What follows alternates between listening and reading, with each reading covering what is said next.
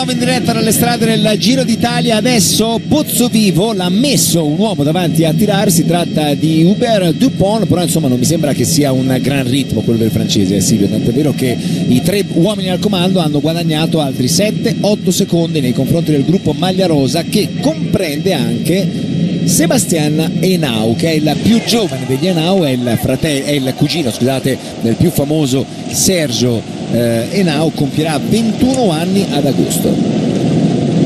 Sì, stanno cercando di porre rimedio, ma invece continua ad aumentare il vantaggio di Nairo Quintana. C'è una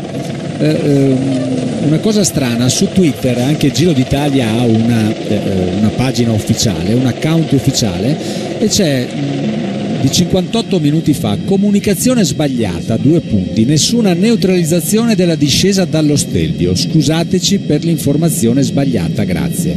Allora facciamo un po' di ordine, bisognerebbe andare a cercare quando l'hanno data nel profilo poi di Giro d'Italia, però insomma fortunatamente abbiamo sentito Radio Corsa originale, ok, e insomma obiettivamente l'interpretazione, insomma mi auguro che i direttori sportivi, anche se in cima allo Stelvio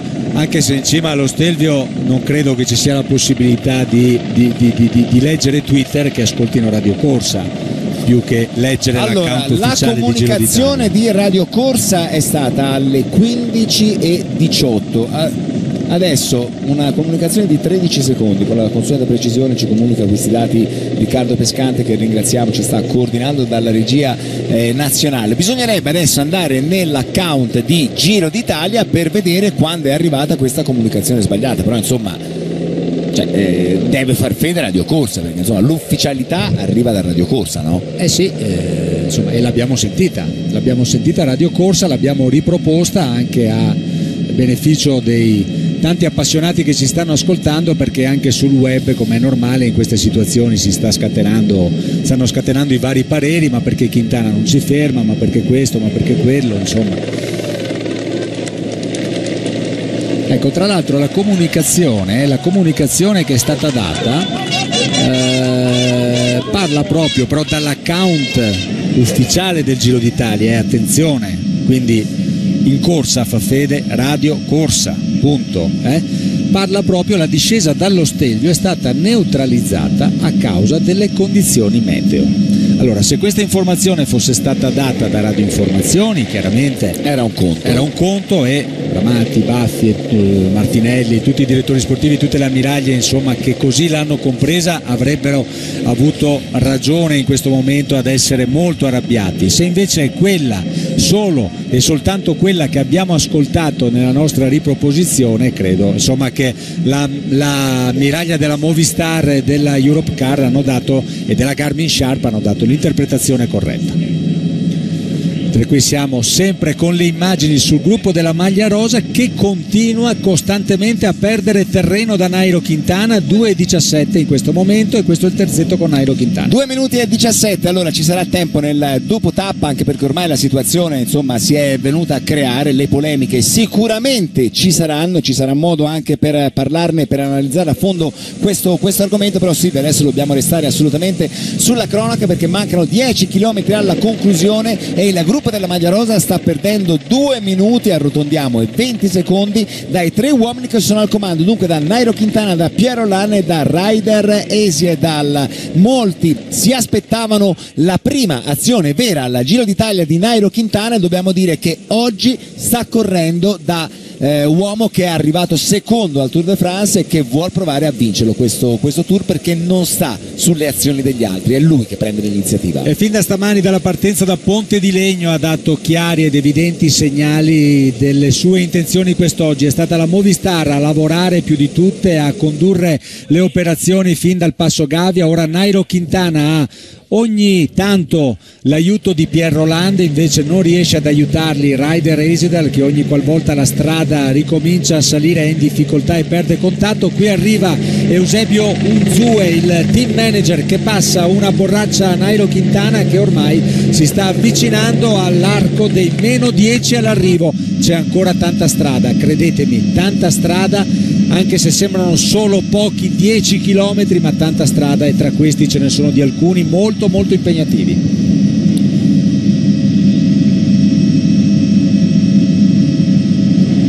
Siamo intorno al 10% adesso di pendenza per questa salita, che presenta una pendenza punte massime del 14.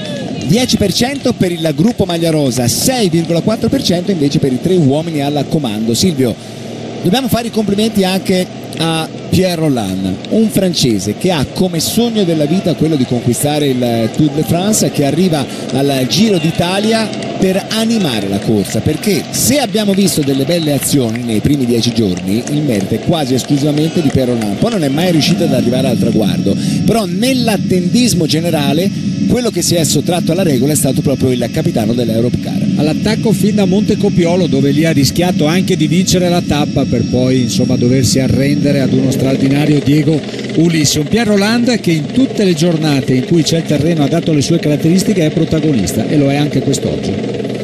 Ecco la composizione del gruppo maglia rosa, con Aru, Guillermo, Evans, Pozzovivo, Kelderman, Rigoberto Urán, che è il leader della classifica generale, poi Henao, Rogers, Maika e Kieserlowski. Questi sono gli uomini all'inseguimento del terzetto, con Nairo Quintana, Pierre Rolland e Ryder Hesjedal. Hanno recuperato qualcosa adesso, perché il loro ritardo è sceso a 2 minuti. Si è portato davanti Michael Rogers. Vedi che Guillermo e Dupont non sono riusciti a fare moltissimo, il motivo per cui si erano staccati da Nairo Quintana era soprattutto perché la stanchezza cominciava ad essere insopportabile. Invece un grandissimo lavoro sta facendo Michael Rogers, e qui 4 primi piani di 4 attesi protagonisti, andando in senso orario da Rigoberto Urán, Nairo Quintana con Maika e Cadel Evans. 4 tra i grandi attesi protagonisti e tra i favoriti di questa edizione del Giro, ma non dimentichiamoci che in quarta posizione, fa parte del gruppo della maglia rosa, c'è sempre il nostro Fabio Aru e anche Domenico Pozzovivo, che occupa la 6ª posizione in classifica generale. 2 minuti e 27, è tornato a salire adesso il vantaggio dei 3 uomini al comando sotto la spinta di Nairo Quintana. È sempre il colombiano che ha fatto il ritmo, ha chiesto timidamente per una volta il cambio a Rolland, in effetti il francese glielo ha dato, però si è riportato subito davanti il colombiano della Movistar. Ryder Hesjedal invece non si è neanche mai azzardato a fare capolino in testa. Non può farlo in questo momento. 2 minuti e 30 il vantaggio di Nairo Quintana sul gruppo della maglia rosa. Se diamo per scontato che Nairo Quintana vincerà anche la tappa, i 10 secondi di abbuono farebbero 2 minuti e 40, ed è lo stesso ritardo che Nairo Quintana ha dalla maglia rosa di Rigoberto Urán. C'è la possibilità infatti per Nairo Quintana di andarla a conquistare oggi la maglia rosa, strappandola a Urán. Però adesso torniamo in corsa da Andrea De Luca, che è sempre nella zona delle ammiragli. Andrea. Sì Francesco, perché sarà una maglia rosa tra le polemiche. Anche l'ammiraglia con Piva e Baldato a bordo, anche loro infuriati neri, dicono non si poteva passare. Dal momento che tu metti qualcuno con la moto davanti con la bandiera è logico che non lo puoi sorpassare, o se no cosa lo metti a fare? E allora il discorso è: o siamo tutti diventati stupidi qua dietro, oppure c'è qualcuno che non ha capito o ha fatto finta di non capire quello che faceva comodo. A voi la linea.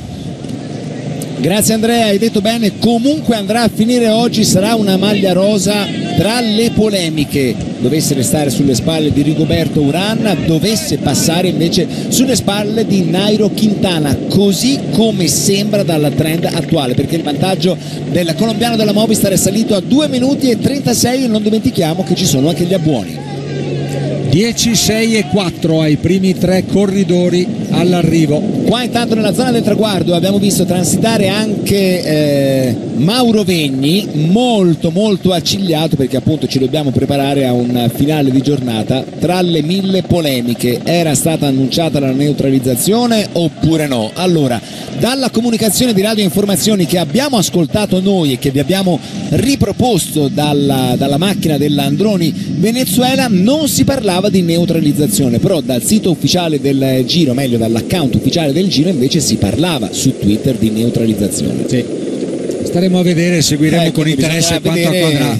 quale delle due fonti ha la maggiore ufficialità? Io sì. credo Radio Informazioni, perché insomma non è che tutti sono obbligati ad avere Twitter sulle ammiraglie, no? Radio Informazioni invece sì. No, perché sennò o rendiamo Twitter dal punto di vista del regolamento appunto un organo lo strumento ufficiale, altrimenti vabbè, comunque concentriamoci su quanto sta accadendo. Peccato comunque sì. che una giornata come questa, con tante difficoltà, con la bravura eccezionale dei corridori di voler onorare, lo hanno fatto in pieno e tuttora lo stanno facendo, questa giornata storica per il Giro d'Italia. Peccato che appunto questa tappa si concluderà e inevitabilmente sarà così, tra le 1000 polemiche. 2:35 l'avvantaggio di Quintana, Rollan, Eisiedal nei confronti del gruppo maglia rosa, che è sempre tirato da Michael Rogers. Mentre qui torniamo davanti, dove il piccolo attenzione a Quintana che adesso prova ad alzarsi sui pedali. Ogni tanto ha bisogno lui, che è scalatore, di alzarsi sui pedali. Questa è la classica andatura degli scalatori, anche se Nairo Quintana è uno che predilige comunque andare su anche molto seduto in sella. Ecco, questa è la classifica virtuale ma senza tenere conto degli abbuoni. Senza gli abbuoni, esatto, in relazione proprio al distacco che si è maturato finora. Silvio, bellissima questa valle, che ricordiamolo è una laterale della Val Venosta, la Val Martello, ed è bellissima questa salita. Sì, molto bella davvero, molto bella, molto impegnativa. I tratti veramente impegnativi sono quelli finali. A -6 si passerà di fianco al TV Compound, dove sono posizionati tutti i mezzi che consentono la realizzazione e la produzione dell'evento ciclistico, di questo evento ciclistico, e negli ultimi 6 chilometri si materializzeranno davanti alle ruote dei corridori veramente delle pendenze molto sensibili, se raffrontate anche, lo ripeto ancora una volta, a quanto hanno già superato. Allora, giudicando dalla sua pedalata, può dare il colpo in qualunque momento Quintana? Credo proprio di sì. Più che altro vedo stanco anche Nairo Quintana, ma vedo molto più stanchi di lui Pierre Rolland. Attenzione perché adesso c'è l'accelerazione, si è alzato sui pedali, non tanto per una posizione da scalatore puro, ma proprio per una accelerazione. Nairo Quintana riesce a resistere Ryder Eisiedal, ma solo al ritmo di Pierre Rolland, non a quello della maglia bianca dell'anno scorso alla Tour de France, vale a dire Nairo Quintana, che ha 2 minuti e 40 di vantaggio nei confronti di Rigoberto Urán, e adesso a 7,5 km dalla conclusione sta cercando di fare il vuoto, vuole il bottino pieno, vuole la maglia rosa e la vittoria di tappa. Nairo Quintana non tengono il suo ritmo né Eisiedal neppure Rolland. Quei due tornanti tra i -8 e i -7 li abbiamo affrontati in macchina questa mattina e ci siamo detti: ma quanto duri sono questi tornanti. E Nairo Quintana ha approfittato non tanto per volersene andare in quel punto, sono soprattutto Rolland e Eisiedal che non sono più riusciti a mantenere il ritmo. Qui invece all'interno di questa galleria para valanghe c'è il gruppo della maglia rosa che, vedendo dalle immagini della sovraimpressione della grafica, qualcosa sta recuperando a Nairo Quintana, che nel frattempo se ne sta andando tutto solo. E dovrebbe essere il gruppo della maglia rosa proprio in quella S, con il doppio tornante destra-sinistra, dove c'è stato l'allungo di Quintana, che adesso ha già guadagnato una decina di secondi di vantaggio nei confronti di Rolland e di Eisiedal. Eccola adesso che addirittura Rigoberto Urán, che si porta in testa al gruppetto con tutti gli altri uomini di classifica, davanti a Kelderman, che è in seconda posizione, uno dei giovani più interessanti del ciclismo internazionale. Ora tocca a lui, tocca a Rigoberto Urán, mentre Rolland ed Eisiedal, approfittando della strada che ritorna a farsi meno impegnativa, ritornano su Nairo Quintana. Rigoberto Urán tocca a lui, sia Rafał Majka, sia Domenico Pozzovivo, sia Fabio Aru non hanno più Landa, Villermo, Dupont e Rogers, e tocca la maglia rosa. E intanto, anche senza buoni, è virtualmente maglia rosa per 6 secondi 7 ora Nairo Quintana. Anche Dupont con Michael Rogers hanno perso contatto dal gruppetto maglia rosa.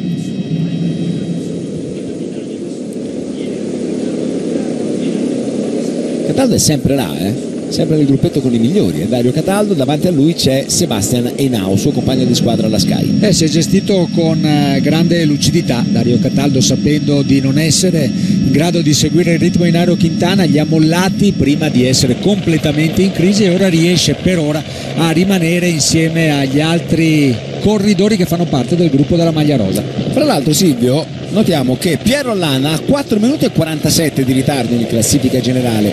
Mettiamo pure che nel finale magari non riesce a tenere il ritmo di Quintana, ma anche lui per il podio potrebbe tornare prepotentemente in classifica. È un Pierre Rolland che giorno dopo giorno, non assolutamente mancando nessuna occasione di andare all'attacco, sta raggranellando secondi e minuti importanti agli altri contendenti, quindi potrebbe ritornare in classifica. Ecco ora il gruppo maglia rosa in quei due tornanti durissimi dove Quintana se n'era andato.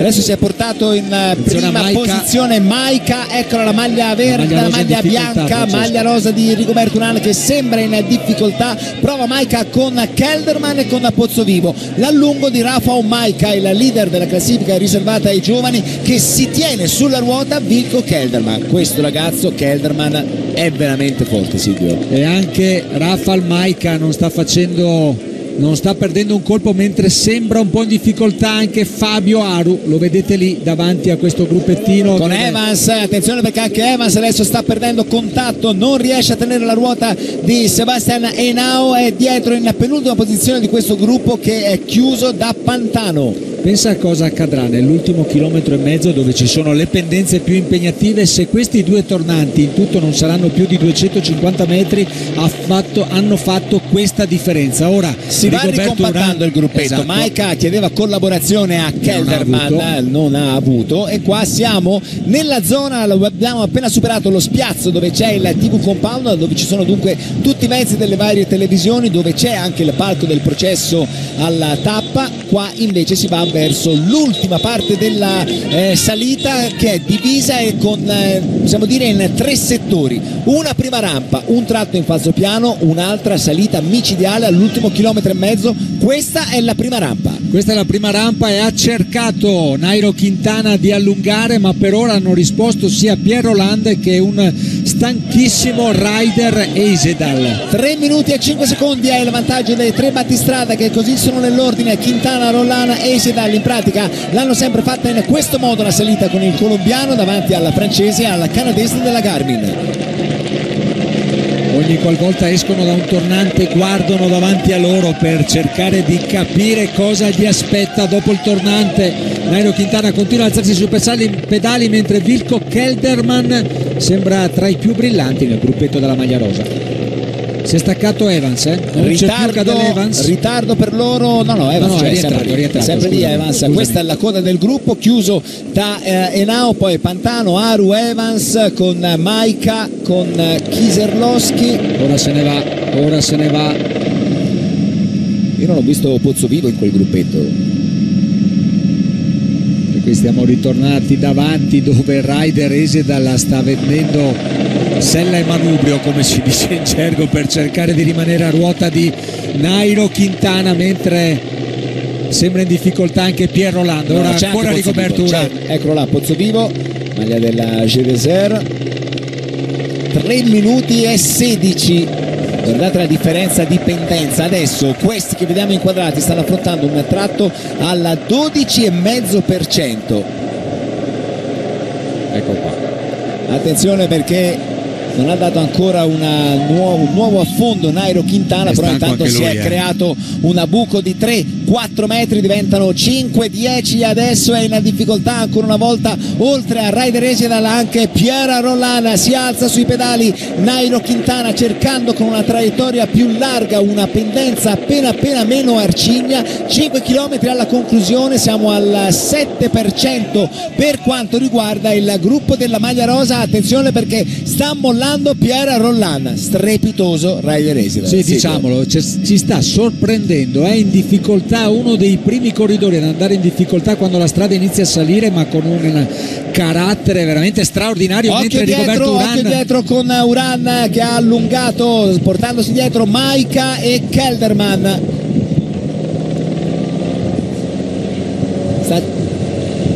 Sta cercando di limitare i danni Rigoberto Urán, mentre questi siamo a uno dei punti con la massima perdenza, il 14%, e Ryder Esedal è là ingobbito sul manubrio, sembra quasi volerlo mordere e non molla perché Quintana sì è davanti, ma insomma a 10 massimo 15 metri di vantaggio, arrivati tutti e due al cartello che indica 5 km alla conclusione. Quintana riesce a fare la differenza quando ci sono le pendenze più sensibili, poi sui falsipiani e quando la pendenza cala Ryder Esedal riesce a riportarsi su di lui. Guarda, in questo momento lo ha ripreso, operazione aggancio di uscita per Ryder Esedal, e invece attendiamo adesso che magari possa allargare la nostra telecamera per farci vedere la posizione di Pierre Rolland.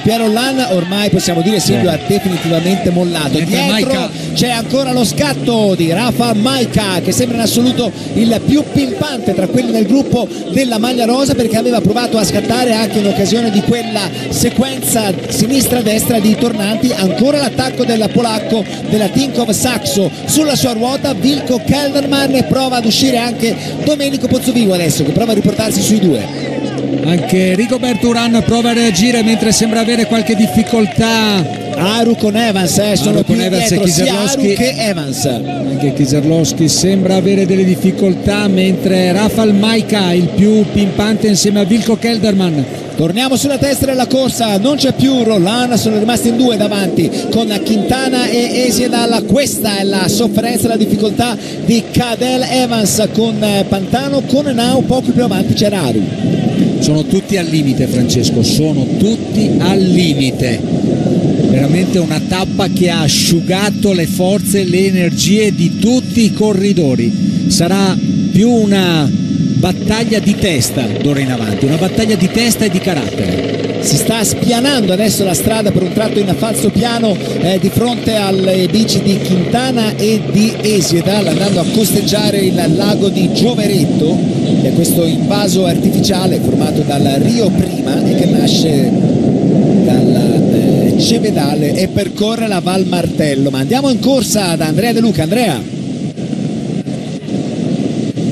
Da sottolineare la tattica intelligente di Fabio Aru, che non ha risposto all'attacco di Majka, è andato su del suo passo, adesso praticamente ha quasi ripreso la ruota del quartetto di testa, mentre invece battono in testa e hanno molta difficoltà Kieserlowski, Evans e il corridore della Colombia. A voi la linea.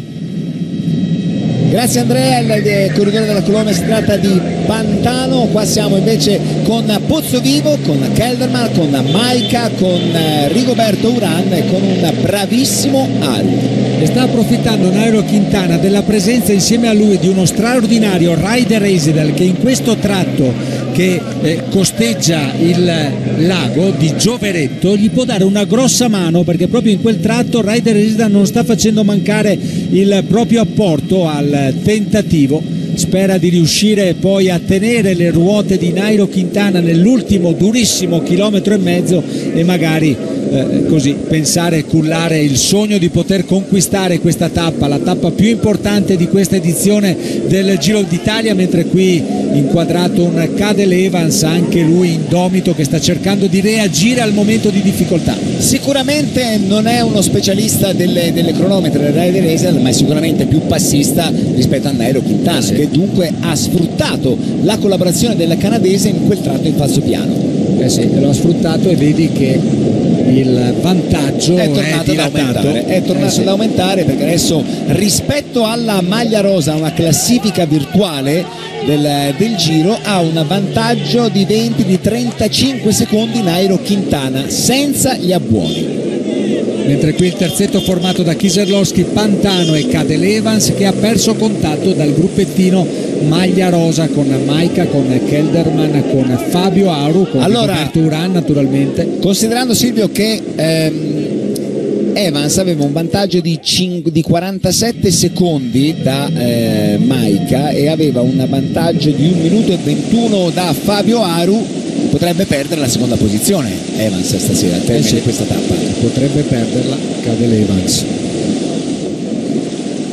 Mancano 2,5 km alla conclusione. Io credo che sia ancora presto, troppo presto prima di poter fare discorsi. Quintana prende la maglia rosa, lascia la vittoria a Ryder Hesjedal, perché voi non avete idea di che cosa sia l'ultimo chilometro è impressionante.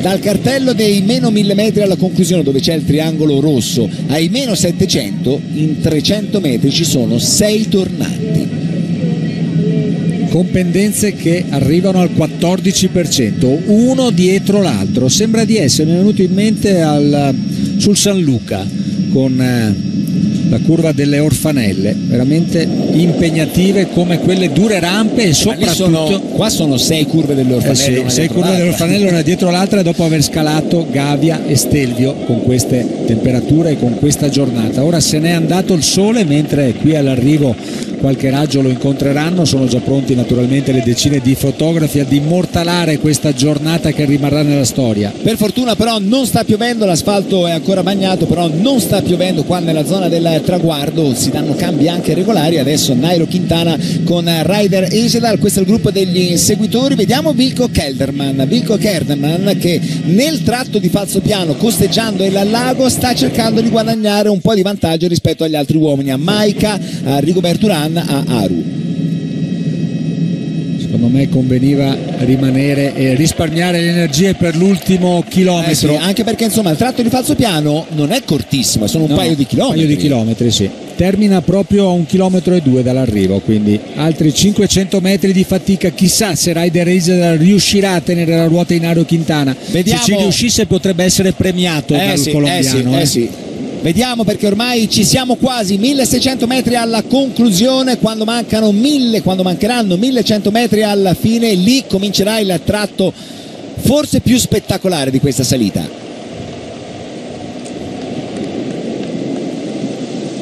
3 minuti e 25, si sta davvero dilatando il vantaggio di Quintana e Hesjedal. Quintana soprattutto pensando alla classifica generale nei confronti di Rigoberto Urán. Tra l'altro Kelderman insiste dietro. Ci sono le polemiche del fatto che Quintana non si sia fermato in cima allo Stelvio, ma mi sembra di capire che sta guadagnando anche in salita, però insomma, quindi non è che aveva 1,40 durante la discesa e al termine della discesa, aveva 1,40 all'inizio della salita, adesso a 3 minuti e 18. Si muove anche Urán, che segue Rafał Majka, sicuramente il più brillante, insieme a Wilco Kelderman, che nel frattempo se n'è andato. Poi Aru e Pozzovivo. Dunque questi sono gli inseguitori di Wilco Kelderman, che a sua volta da solo ha provato a sganciarsi dal gruppetto dei migliori per andare in caccia di Quintana e di Hesjedal, ed eccolo qua che comincia lo strappo e nuovamente torna ad alzarsi sui pedali Nairo Quintana, ma qua ancora non siamo al punto veramente duro di questa salita, ma sembra in difficoltà Ryder Hesjedal, che anche in precedenza aveva perso contatto nei momenti con la pendenza massima, come adesso. Nairo Quintana se ne va. 1100 metri per lo scalatore colombiano, sono obiettivamente rampe troppo dure per Ryder Hesjedal per riuscire a rimanere a ruota dello scatenato scalatore colombiano. Però per il momento Hesjedal non è che abbia proprio completamente mollato, ma attenzione, perché guardate, striscione degli ultimi 1000 metri, triangolo rosso, e là sullo sfondo comincia questa sequenza impressionante di tornanti, 6 in 300 metri. Gli affronta in testa Nairo Quintana, che anche secondo i bookmaker era il favorito numero 1 per la tappa di oggi, e sta mantenendo il pronostico in una giornata dove comunque ci saranno un'infinità di polemiche per quanto successo nella discesa dello Stelvio. Continua Nairo Quintana e continua a stringere i denti Ryder Hesjedal, una 60ina di metri il suo ritardo nei confronti dello scatenato Nairo, che si sta involando verso la vittoria di tappa e la possibile conquista della maglia rosa. Adesso dietro ha preso un buon margine di vantaggio anche Wilco Kelderman. Con questo risultato, al di là di chi poi vincerà la tappa di oggi, si riavvicina in classifica generale anche Ryder Hesjedal, che adesso ha circa 6 minuti e mezzo da Rigoberto Urán, dunque potrebbe guadagnarne 2,5-3. riesce comunque a non naufragare il canadese. Guardate che meraviglia che sono queste immagini con queste rampe che arrivano dopo una tappa con Gavia e con Stelvio. Un finale terribilmente crudele, quello che è stato disegnato quest'anno per la tappa di Val Martello, già proposta l'anno scorso, annullata per colpa del maltempo. Ha voluto riproporla RCS e quest'anno sono riusciti finalmente a farla. Ci saranno comunque le polemiche per la neutralizzazione sì, neutralizzazione no, che era stata annunciata o meno prima della discesa dello Stelvio.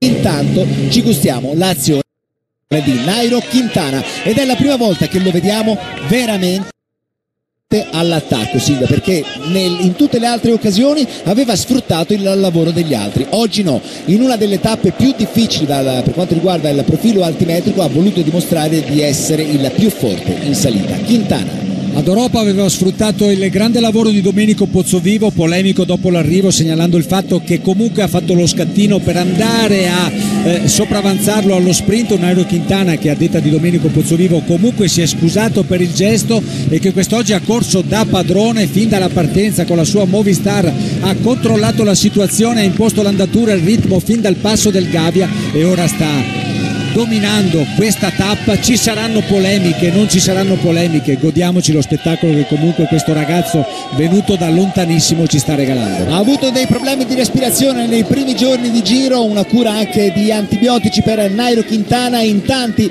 lo avevano detto, attenzione perché il terreno per Quintana c'è e come, perché sono tantissime le salite che propone il Giro d'Italia. Appena starà meglio si avvicinerà molto alla Quintana del Tour de France e lo sta dimostrando oggi. Però attenzione perché ai meno 400 Esedal sta cercando di riportarsi sotto.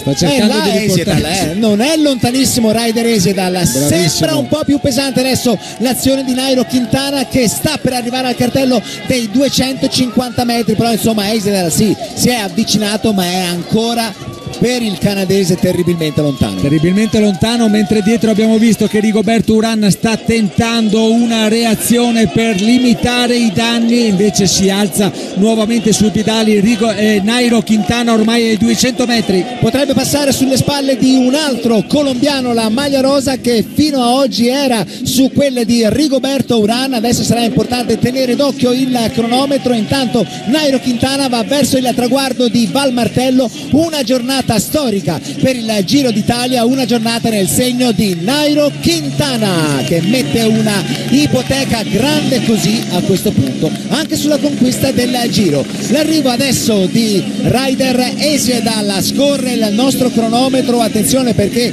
in classifica generale il ritardo di Quintana da Urán era di 2 minuti e 40, ha preso anche 10 secondi di abbuono Quintana, dunque ci sono anche quelli da aggiungere. Mentre è arrivato Esedal, sta arrivando Piero Lanni in terza posizione, attualmente la quarta posizione è di Vico Kelderman, che vediamo ora inquadrato. Mentre dovrebbe essere uscito dal gruppettino, riuscito a staccare la maglia rosa anche Domenico Pozzovivo. Attendiamo le immagini. Ha già superato il cartello dell'ultimo chilometro Vico Kelderman tra le spire del serpente, perché sembra veramente un serpente la strada in quel tratto con tutti quei tornanti, un serpente che si arrampica verso il traguardo di Val Martello, dove adesso per la terza posizione con un ritardo superiore al minuto sta arrivando Pierre Rolland. Bravissimo anche il francese,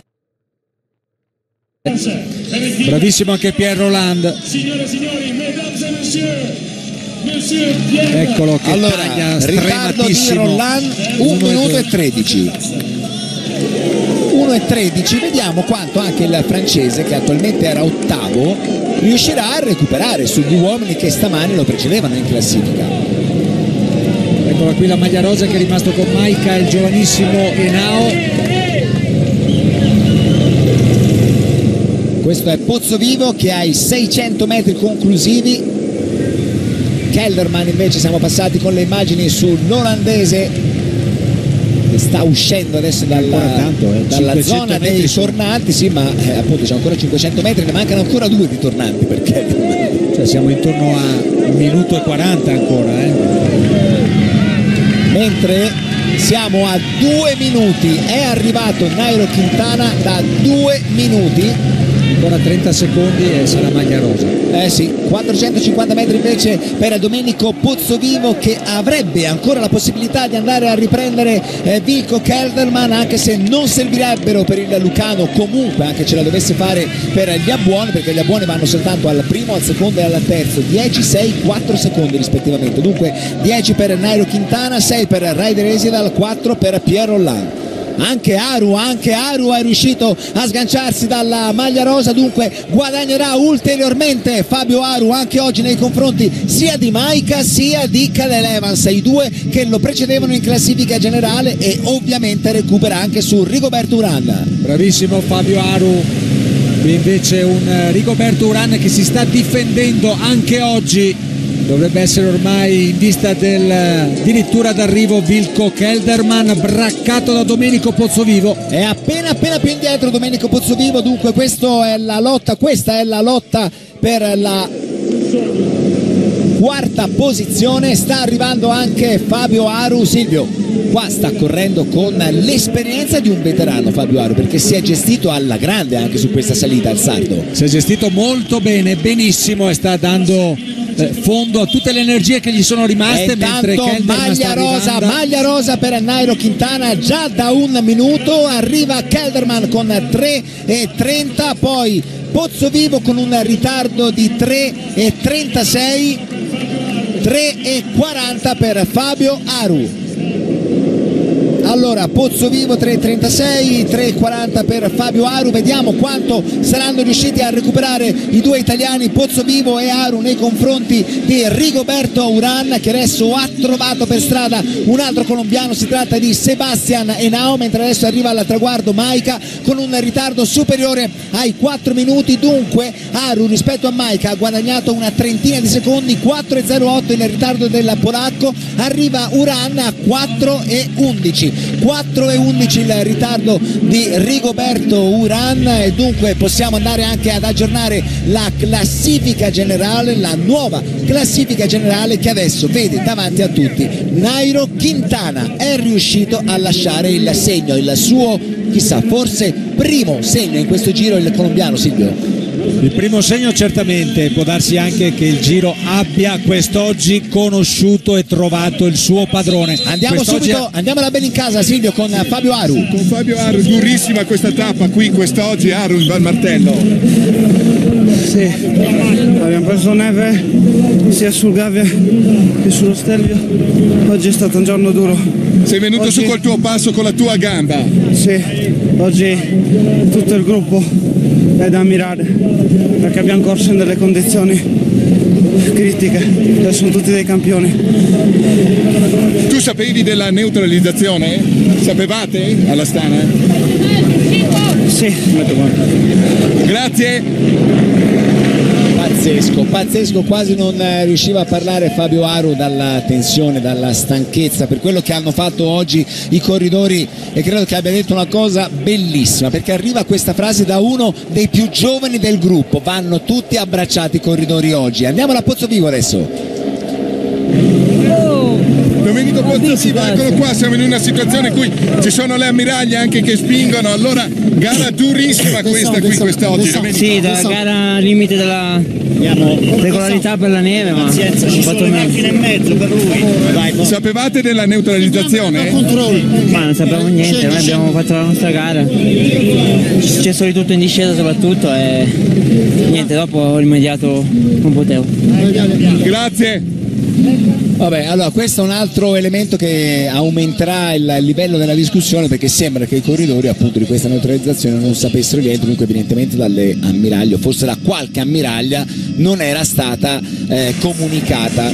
Avremo tantissimo di cui parlare in questo processo. Intanto rivediamo l'ordine di arrivo, ma poi pronti anche a vedere la classifica generale con il trionfo di Nairo Quintana, 8 secondi su Ryder Hesjedal, bravissimo, 1,13 su Pierre Rolland, 3,32 su Vilko Kelderman, Uran, Pozzovivo a 3.37, Aru a 3.40, Rigoberto Uran che ha pagato al suo connazionale la bellezza di 4 minuti e 11. E dunque, in base a questi risultati, la nuova classifica generale è questa, con Nairo Quintana che è la nuova maglia rosa, 1 minuto e 41 è il suo vantaggio su Uran, 3.21 su Cadel Evans, 3.26 su Pierre Rolland, 3.28 su Rafa Omaica, 3.34 su Fabio Aru che dunque è scivolato in sesta posizione, settimo è Pozzovivo a 3.49.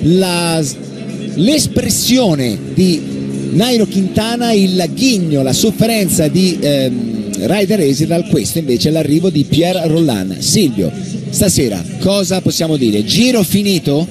Giro finito no, perché c'è ancora tanta roba da superare. Certo che quest'oggi il Giro potrebbe aver conosciuto il suo padrone, ha corso da padrone fin da stamani, ha conquistato questa tappa, ha conquistato la maglia rosa. Difficile ipotizzare chi a questo punto sarà in grado di scalzare Nairo Quintana dalla prima posizione, che in salita ha dimostrato di essere il migliore.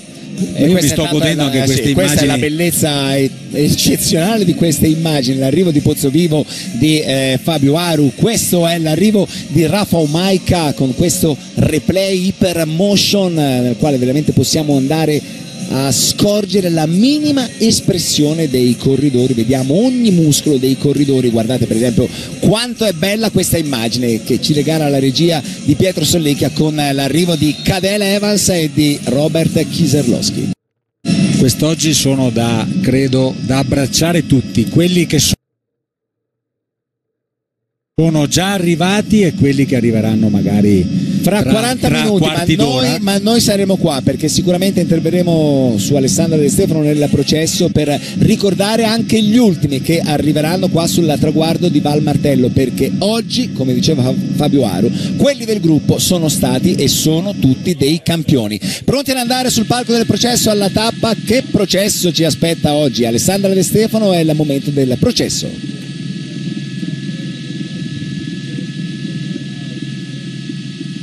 Rai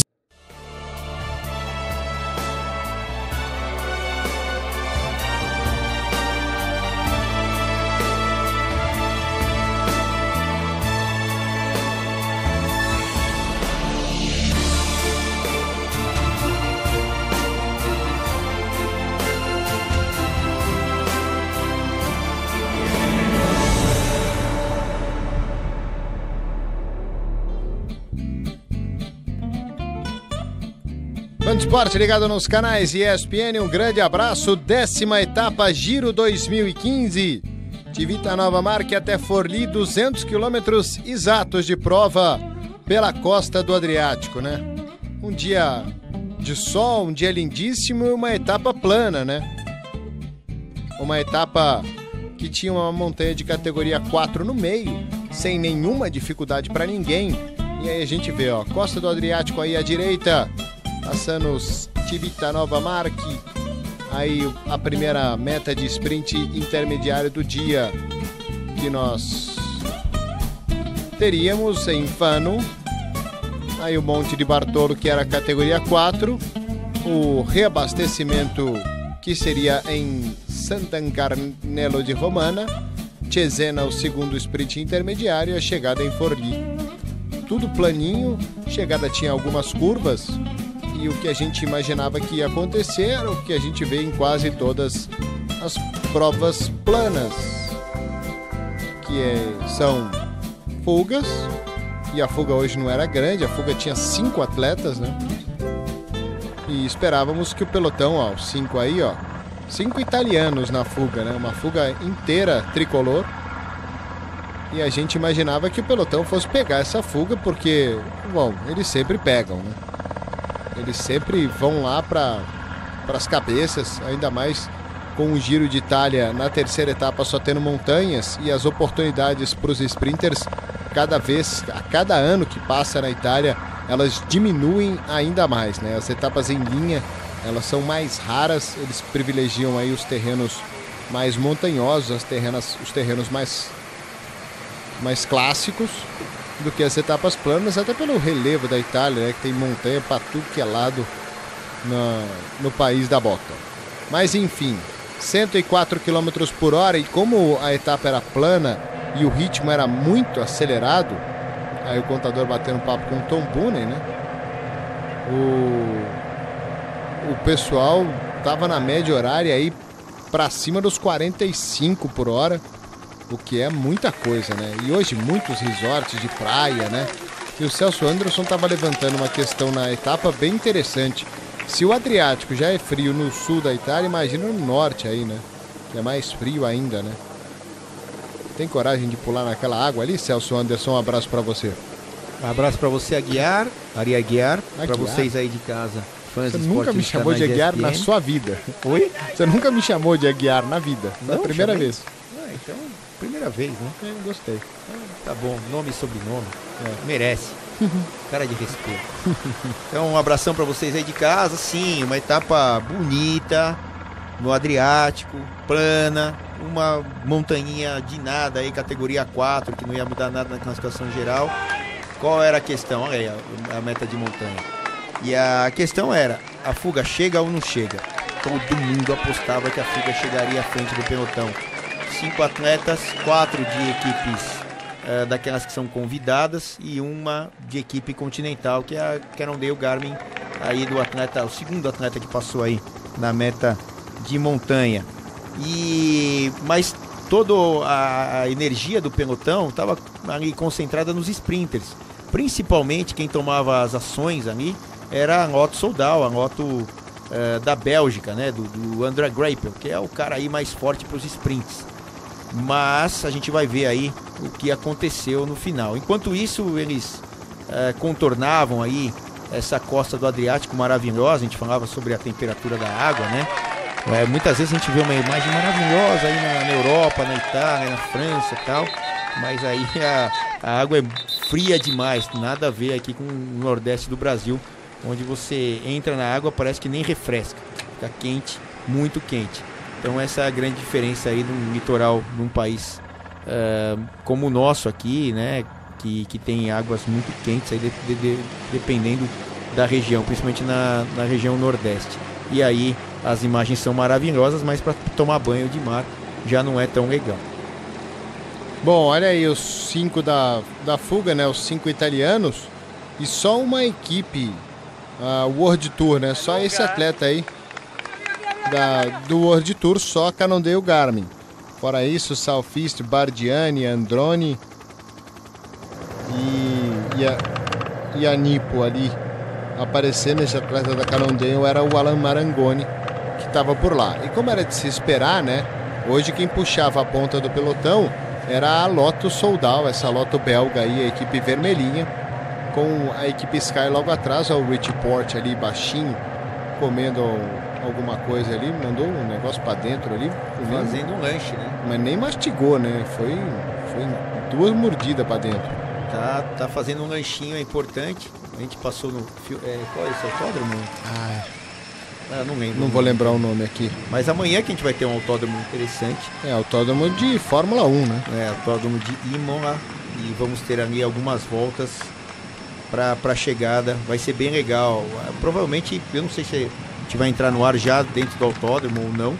Mas deve ser antes, né? Porque apesar de fazer o circuito algumas vezes, a gente deve pegar a entrada no autódromo, né? A chegada vai ser lá no autódromo de Imola. Que tem montanha, tem subida no autódromo, né? Não é um autódromo plano, como você falou na etapa, né? A gente vê Fórmula 1, parece que é tudo plano, porque os caras estão a 300 por hora, né?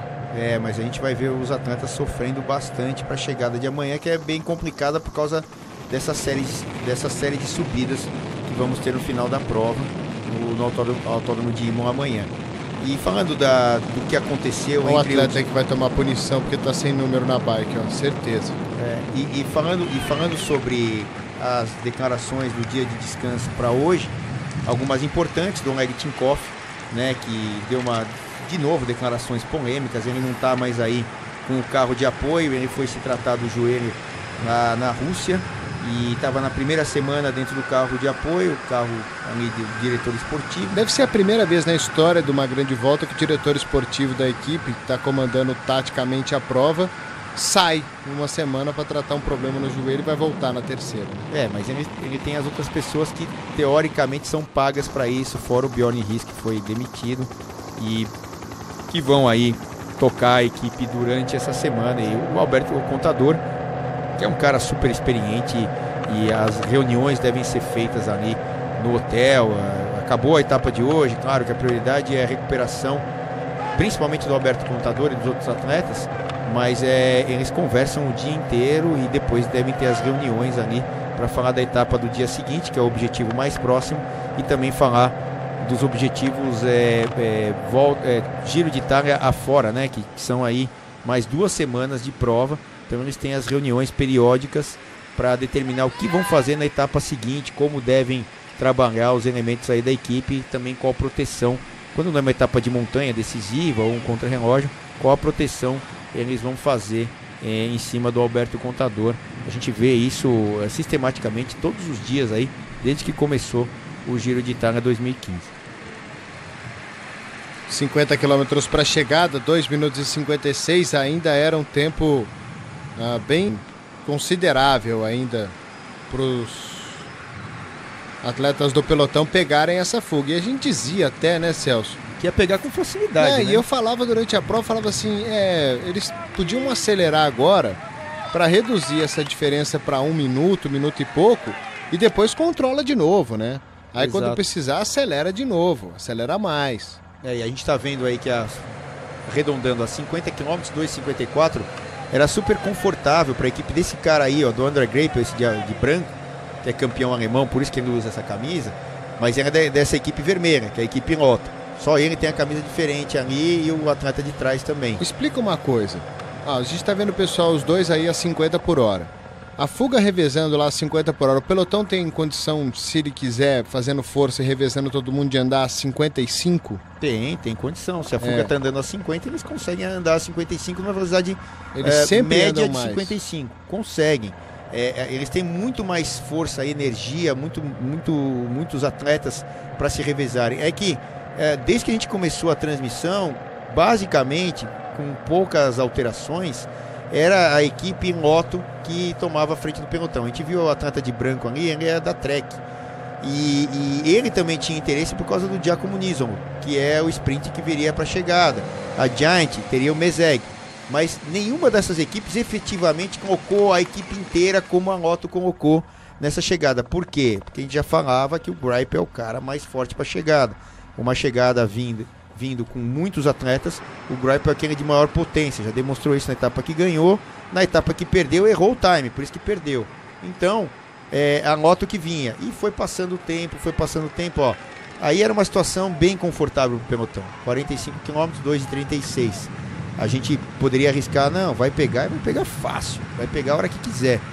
Mas não foi bem isso que aconteceu, a gente viu que tiveram dificuldades no final, que a equipe Lotto talvez não tenha se aproximado da maneira que devia nessa situação de mais de 40 km de prova, e a coisa começou a se complicar do meio para o fim da prova. Então outras equipes ajudavam, é o que eu falei, a Trek ali com um elemento de camisa branca e a Giant Alpecin com esse aí de preto, que é o terceiro homem agora inclusive um atleta da Trek aí puxando o pelotão, mas o que aconteceu mais foi a Lotto Soldal na frente do pelotão, essa situação aí.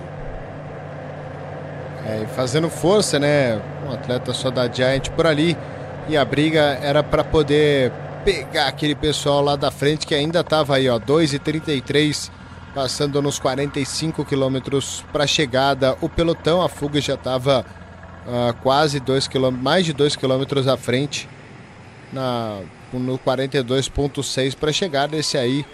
E desses caras aí, o Oscar Gatto talvez fosse o mais forte aí, se ficasse a definição para os 5, né? Como a gente já falou, 4 equipes convidadas aí, só uma equipe do Pro Tour. Mas né, ainda tinha muita coisa para acontecer, para rolar, para desenrolar na prova. Mas eles precisavam começar a acelerar lá atrás, senão a fuga ia fazer a festa da fuga. A gente vai fazer um pequeno intervalo aqui E na sequência a gente mostra como terminou aí essa 10ª etapa, chegada em Forli, que foi bem interessante e bem inesperada. Não sai daí não, hein?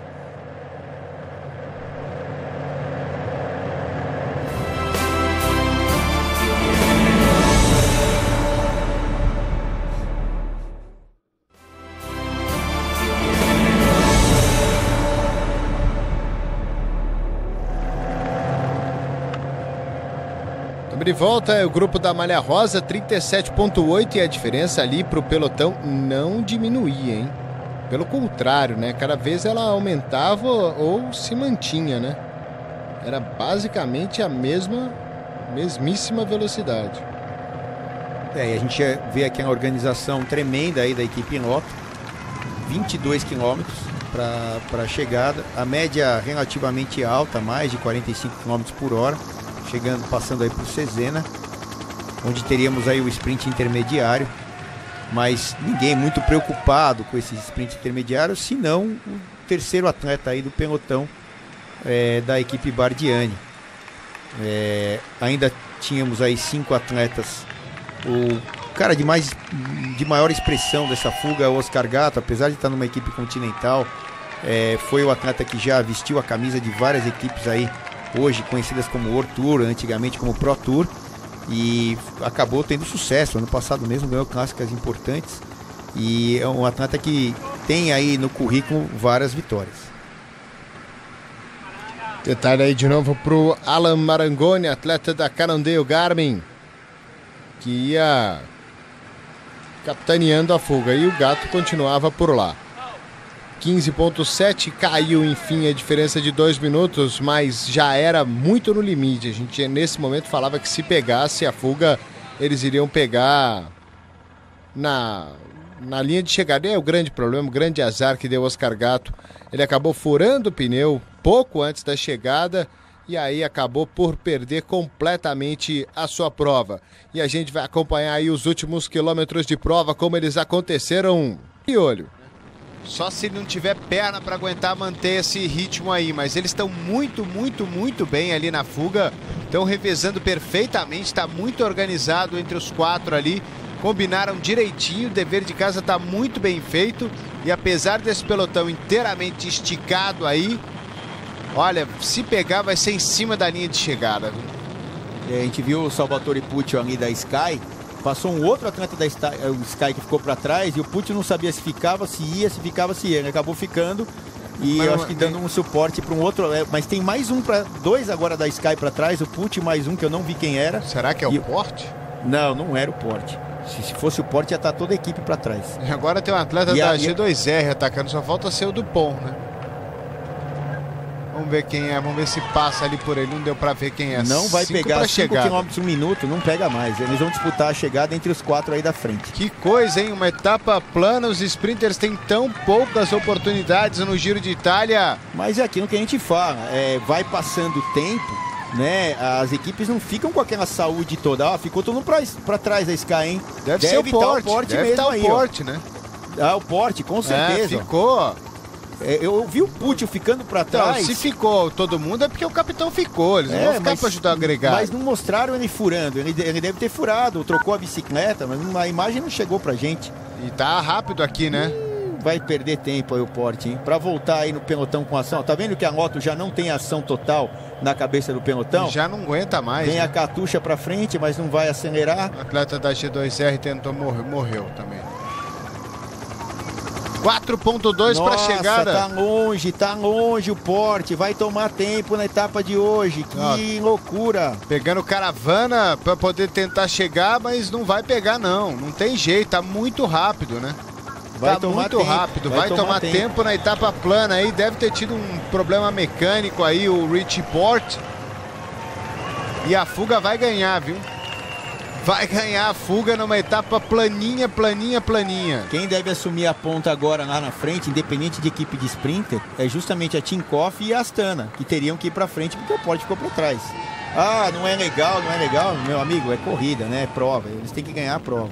Tem que tirar tempo. Pensou esse negócio aí de fair play daqui, fair play de lá, meu amigo. Eu questiono muito isso aí. Entendeu? É competição, você tem que ganhar. Os caras ficam brigando por 1, 2 segundos aí.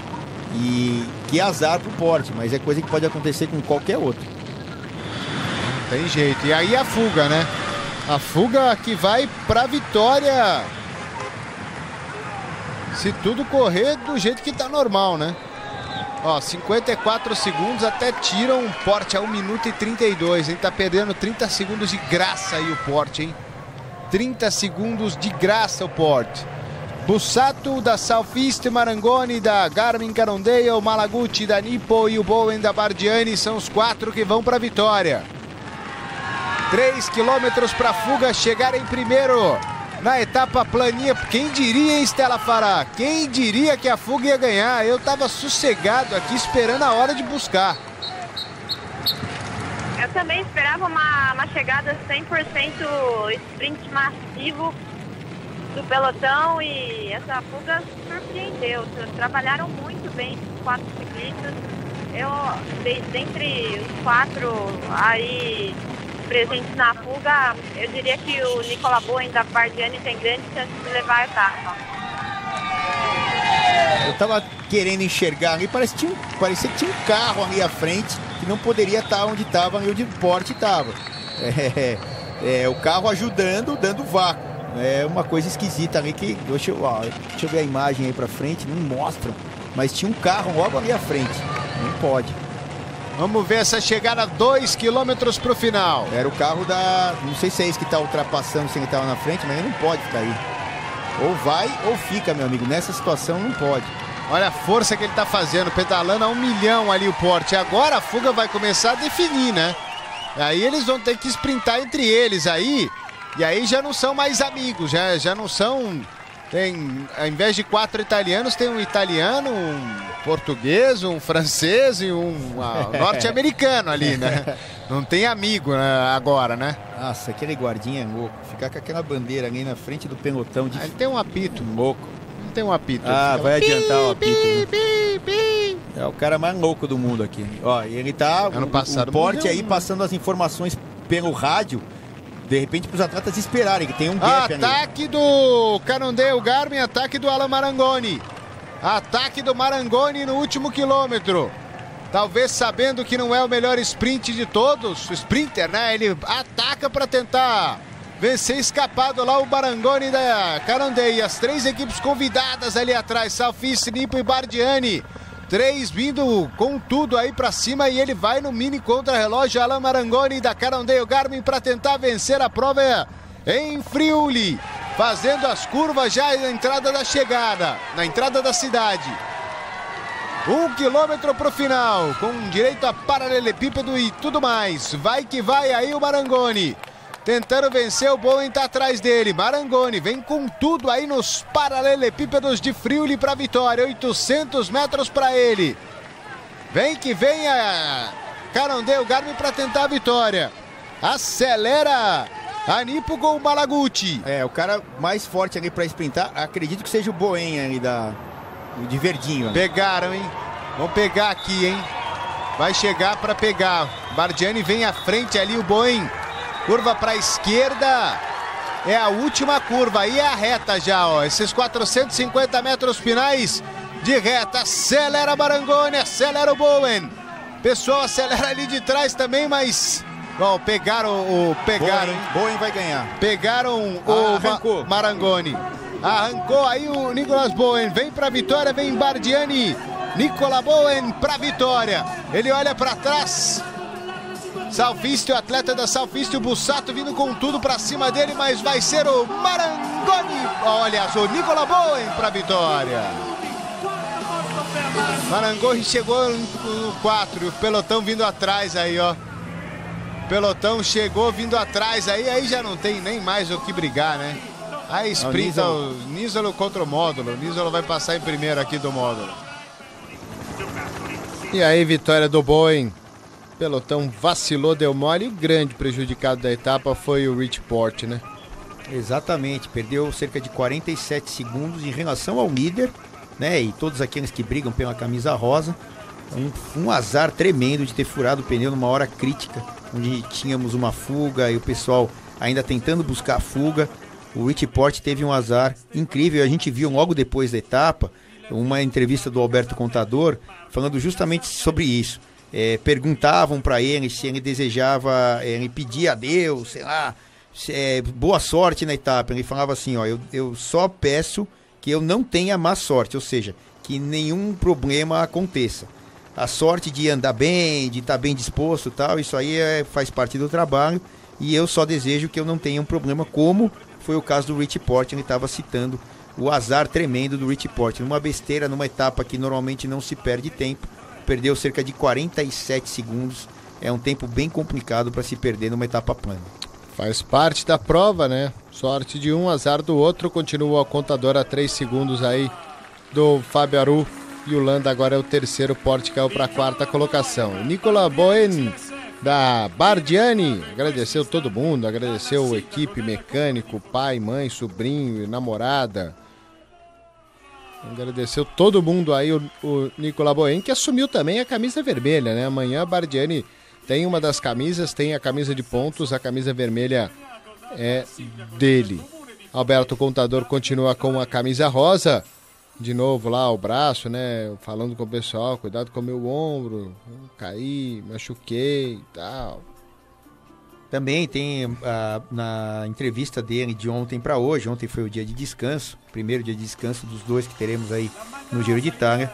Ele falou, olha, o tempo, quanto mais tempo passa, melhor para mim, porque meu ombro fica melhor, e as pernas também, eu tô sentindo que as pernas estão boas. Então, se ele teve essa pequena lesão no ombro, tá passando, esse negócio já tá ficando para trás, esse assunto, e agora pensar nas pernas e nas montanhas que virão. Antes disso teremos o contrarrelógio no sábado, domingo já começa a definição das montanhas. E aí o Fábio Aru continua com a camisa branca. Celso, vamos chegar em Imola. Abraço pra você, hein? Abraço e até lá. Até Imola, 10h30, dessa quarta-feira, pra gente acompanhar a 11ª etapa. Nos vemos lá.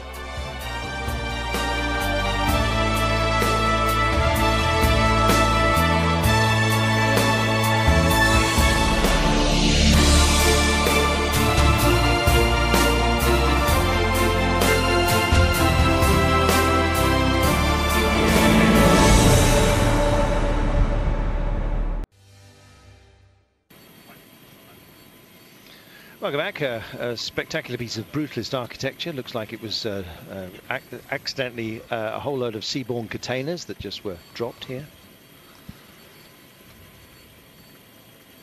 So, what have we had today? It's been fireworks, particularly amongst the sprinters. Intermediate sprint points up for grabs, and indeed a green jersey as well. And so, sailing through came André Greipel, tight in on the hoardings, and said, thank you very much. Peter Sagan says, what do you mean, thank you very much? You're going to have to fight hard on that if you want this green jersey at the end of the day.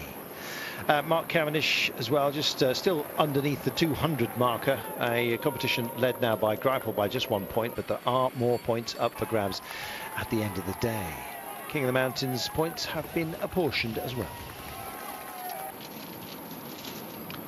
Just going through the day, the heat has been the main player, but also this, ouch, big hit for Jean-Christophe Perrault from AG Tour La Mondiale. He's bandaged, he's bruised, he's bloodied, but he's unbowed, and he's back in. He's tagged on to the back. Right now, the gap is 3 minutes. In fact, I'm just double checking. Here we are. The gap right now is not 3 minutes. It's 2 minutes and 38. Hence my surprise. Tinkoff Saxo still pushing on. This is for Sagan. Sagan is up for it. He's livid. He's going to carry his adrenaline and maybe use it effectively. You can see dead centre of the road there. We have Movistar. And what is nice to see as well is Orica Greenedge getting busy. Will it be the Yateses? If it is, it will be Adam Yates, I suspect. But is Michael Matthews back and on good form? I think he might just be. And if he is, that is very good news for Aussie viewers. And it's very good news for the race as well. We always like to see Bling doing his thing. Big broad smile that he is. He carries a lot of jewellery with him, but not onto the road. John, talking about smiles, we have our the name of the lady who often smiles and tells the time gap by the use dexterously of a chalkboard. That's right, it's Time Gap Claire. Claire Pedrono is her name, and she hails from Brittany. She once rode on the the La Grande Boucle, the women's race, and back in 2005, and now she finds herself doing what, as you correctly described, is one of the most important jobs on the tour. Yes, indeed. Time Gap Claire. In fact, how did she get the job? She basically wrote and said, "Can I do that job?" And they said, "Yeah, thanks for asking." I'm joined by Stephen de Jong from the Tinkoff Saxo team. Stephen, how difficult was the decision to chase this breakaway with both Sagan and Contador on the team? Well, I think before the start we knew it was a good stage for Peter, so the decision was not that hard. A lot of focus now on the green jersey with Peter as well. Well, I think the key for the green jersey is in the next coming 4 stages, so that's where we try to get a nice gap of points. And it's always good for Alberto staying at the front after the dramatic moments we just saw recently. Yeah, for sure. It's also important to stay in front in these stages and yeah, don't get caught in a crash. There we are. Well, wise words, don't get yourself caught in a crash, but will these guys get caught? That's the question. With 33.7 to go, they've still got 2.5 minutes, Sean. When's 2.5 minutes going to be enough? Well, they need to get to the 20 kilometres mark with at least 2.5 minutes. If it comes down from that, well, then I think it's going to be a very, very difficult one for them. We can see here the peloton, you know, there's a lot of movement in the peloton still. Tinkoff Saxo pushing on here, and I'm afraid for the breakaway with 33 kilometres with the run-in we have here, a very difficult one. Warm conditions as well. It will be natural that the 6 riders up front are going to get tired. Even though there's a lot of very strong riders here in the breakaway, you know, real powerful ones, they're still going to start, I think, seeing the weaker ones here. They will, some of them start getting into difficulty when they really start to go at 100%. We're hearing that you're not hearing us very well at home, and we apologise for that. Apparently it is to do with the heat that is rising here, and it's causing all kinds of problems with the microwave link. Are you hearing us okay, John, yourself, as you're back in Paris from as we're beaming to you first? I am hearing you loud and clear. Very, very clear line to me. All right, well, it may well be just our link with production, and those of you at home, if somebody wouldn't mind tweeting me and just saying loud and clear, or Dalek, or whatever it is that you're hearing, then we'll hear it, we'll get it first hand. Here we are. The aforementioned Lamprey Merida. Is it possibly going to be the day when the pip squeaks? That's Pippo Pozzato. I put too many P's in there. Nice to see Orica Greenedge as well, Sean, joining the fun. That suggests that Matthews may well be up for it. Yes, well, it's the first time we've seen Orica just coming to the front here, but it tells us that they have interest as well. And you know, when you look at Orica Greenedge, the team, you know, hugely unlucky in this tour, losing Simon Gerrans in the stage 3. Albacini also, who's a rider for this sort of finish, he went out on stage 5. Then Dal Limpy, of course, also out of the race. So there's, you know, there's 3 riders down, and that is going to make it difficult. But it's good to see. It just tells us that Michael Matthews is feeling better, and after what he's been through, because he's had some horrible days after the crash there, he's suffered and battled through, and if he can just have a go for this stage, well, it will be good for today and for the days to come. You can see the grimaces, and they're starting to look a little bit jaded, the guys who are in the break. I'm not surprised. It's been a long day in the heat, Sean. All credit to them, even if they do get caught. Yes, well, I think you know, to get into the break today wasn't too difficult. A lot of riders not really, you know, trying, because they were always talking about this, you know, a transition stage, a stage for the sprinters, and I think a lot of the riders were saying, well, go into the break today, you know, a huge effort, and then the sprinters teams are going to control you out there all day, and you're going to pay for that in the days to come. But chapeau, they went out there, the 6 riders, and they have given it a good run. Maybe now, you know, they can turn it on at 20 kilometres to go and try and hold on, but again, 2:10 is just dropping off all the time. It is, inexorably it seems. Thanks to everyone who's told us that you're hearing us loud and clear. Lovely Debbie Hill. friend of this program, friend of this channel, down in Oz, says that everything is okay, and everything far from okay with Andre Greipel.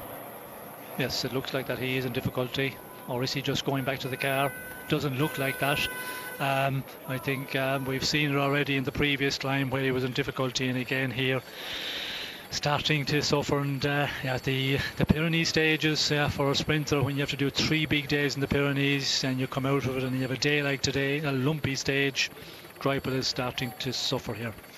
Multiple wear of the green jersey during this Tour de France, and 2 stage wins for Andre Greipel. I think even if it stopped now, that would be as a majorly successful Tour de France. He of course now is hungry for more and would like to of course take on the Champs-Élysées and maybe win what is regarded widely globally as the Sprinters World Championship, albeit of course the last stage of the Tour de France.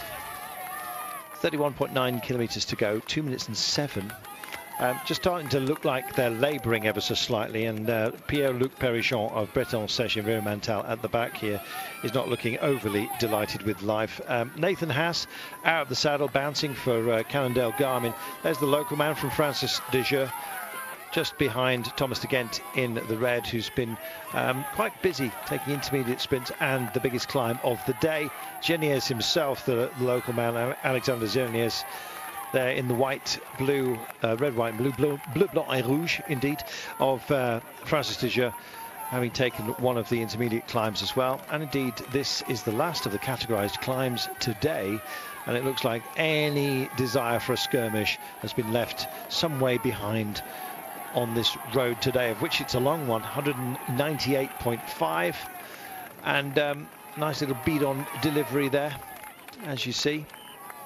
Job done, and it's nice to see fans here, albeit brought to the point of exhaustion, it seems, by the heat of the day, but lucky lad, he's in the shade. Wilco Kelderman took the only point available on that category 4 climb. And so they've got a little bit of a, let's discuss the terrain, shall we? They're going into a couple of bowls, so they'll dip down into one. You won't really notice too much about it. As Christophe Riblon going backwards. They will just take a little gentle roller coaster ride until about 14 kilometres to go. At 14 kilometres from home, that's when the day will be very, very high speed, I imagine. And we're going to get a proper junction now of the time gap between the peloton and those up the road. And there's a man who really is suffering, and even the gauze is not holding all of the crimson stuff, I'm afraid, for Jean-Christophe Perrault, who's taken a big hit today. He's been back to the medical car 3 times now, and dressings have been changed, and he's fighting to stay in touch with this race, Sean. He's a vital component within AG2R Le Mondial, even as a hurt rider. Well, you would expect him to be, but in this tour he hasn't been a great advantage to the team. I don't think he hasn't been doing much at the beginning of this tour. He was the man finishing second last year on the podium to Nibali. There was big hope from that he would do another place in general classification. I was always concerned to repeat a podium place would be difficult, but I did think, a top 10, but he is a long ways off that form, as there's many other riders, and he's just back in the bunch, and that is something he needed to do, because he was, a minute and 40 or something down there after his crash, to get back in the peloton here and stay in for as long as possible, and possibly in the end he will go out with some riders that will be dropping off, but he saved the day. Get through and see what the results show up, what the exams show up if he's wounds, but another day through, and that's what the riders are doing who are really suffering, just tick off the days as they go. Welcome back. Andrew Court says loud and clear in Hong Kong. We've got people in Brunei, the United States. We're going global. Been a few complaints as well. Cliff Davies thinks we're speaking too much French. We're in France, Cliff. So just calm. 27 kilometres to go. I don't know. People want it all here. Some of you like a bit more French. A bit more pace, perhaps? Well, have some then. And here come Katusha. This is for Christophe, I'll be bound. And he's got a great chance today. Out front, it is Orica Greenedge, as you can see, on the nose of the chasing pack. Minute and 50. And the break's starting to look doomed, Sean. Yes, it's not looking good. 150 at the moment, and coming down all the time. And as we see there, the 6 breakaway, they start to be suffering the pulling faces a bit, and it's not surprising. And the peloton, just more teams starting to appear on the front of affairs, and that's not looking good for our break of the day. No, it's not. We'll see how they go. Genius is still up there, and here he is on the nose. Is he going to be minded to skip off? We'll see. For the time being, it must be tiring for them, especially at the temperature that we've had. Even though the man from France just wipes his nose at the moment, almost, you can see almost, well, very nervous, I imagine, on this approach. He's 26.1 kilometres from going home, essentially, and the gap is at 1 minute and 43.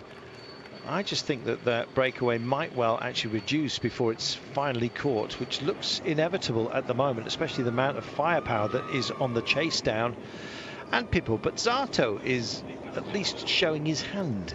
I wonder if he'll show his nose at the line. We'll see. He's in there. He's about 20th down at the moment, but it's in a pretty good position, not that far from Alejandro Valverde, who's a proper wheel to follow on a day like this. 25.7 kilometres then. Not a great time to have any kind of issue, and the hand goes up, Sean, which always spells danger. It's Andrew Talansky who's asking for something. Well, it's probably for the team car. Again, just stock up on fresh bottles with 25k to go. We're coming to that 20k for the finish, where it normally stops again. They might, leave it go on a bit further today with the warm conditions. They have done that in this tour already. In the beginning of stages where normally it's 50, they have reduced it on a number of days. After 30 kilometres, you can start taking bottles from the car. But to be sure, the riders, they're just going back and stock up before it's too late. Nice bottle of Saint-Julien. Nothing to do with that church, I believe, bound, John. It's nothing to do with that church, you're quite right. This church is from 1471, and the belfry was built onto the church back then, and it's been added to over the years, and was part of the bishopric of Rodez for many years. It has a beautiful stained glass window, which unfortunately we couldn't see there, which has a symbol of the 12 tribes of Israel in it. Well, all 12? All 12. Big window. Maybe there were little tribes. Here we are then.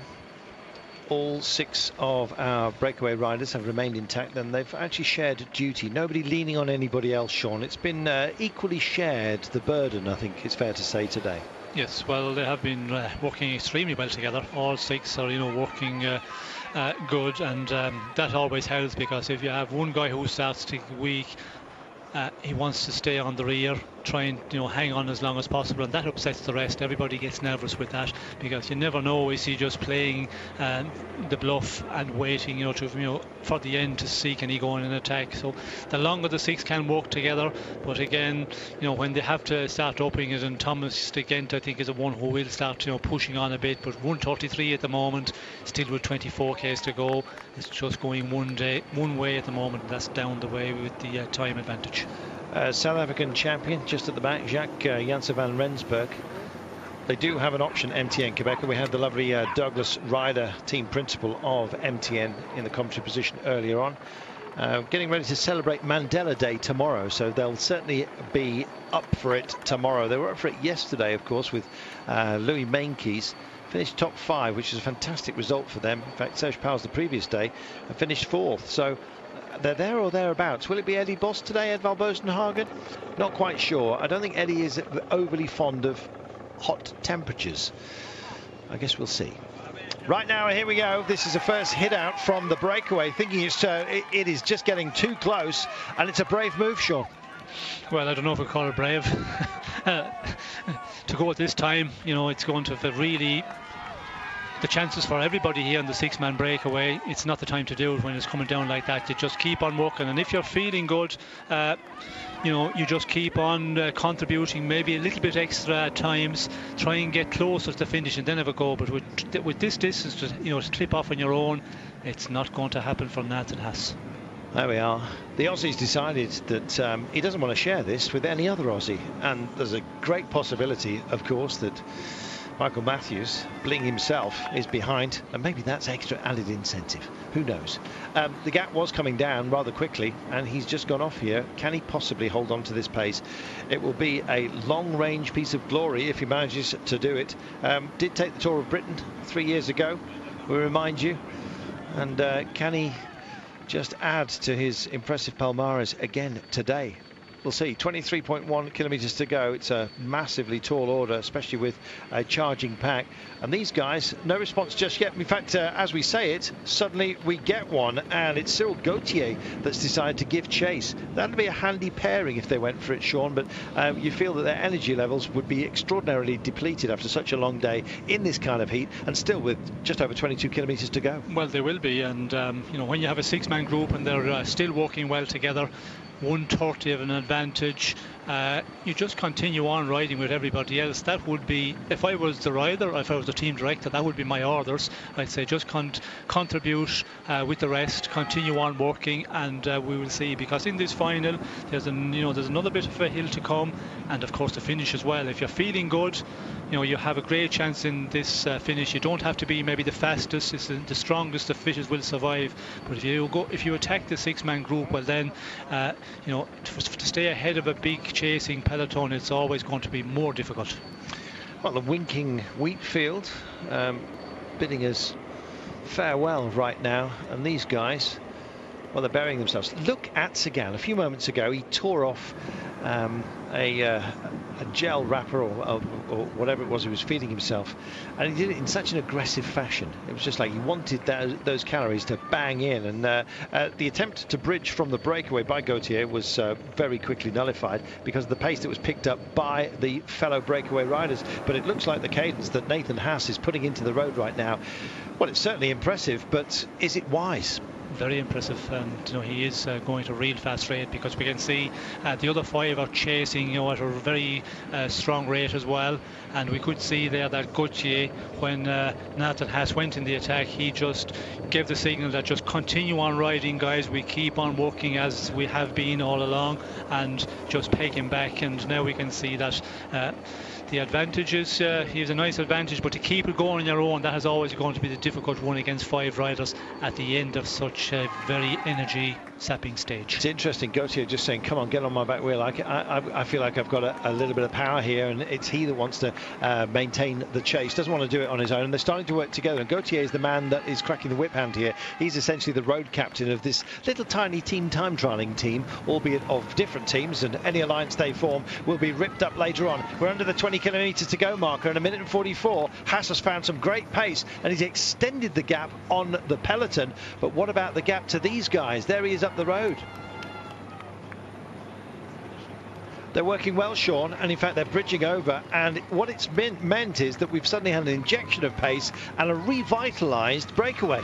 Yes, and we can see here that Nathan Haas is extremely strong for the moment. Can he keep that going for the next 19 kilometres and hold off the five chasers and hold off the main peloton as well? It's looking a little bit better for the peloton. 1:44 as we go inside the 20 kilometres to go. That is that's a good advantage. And if you work out the calculation, which we do, a minute per 10 kilometres, it's within that. Although this final is probably a one where you need a bit more, but we'll have to wait and see. Now the next 2-3 kilometres are going to be important for the five chasers. Will they be able to pull him back, or will he hold them off on his own? Well, they can't shirk their responsibility, and it looks like he's knocked it back just a little bit. I think his own team, you can see him looking across the cut of the road, Sean. It does curve around the road. It does swerve around the bottom of this little basin that we're in at the moment, and so he had a good look back over his shoulder. He saw the pursuers, and I think he possibly knows the game is up, but it's been effective because now he can rest up and maybe go again.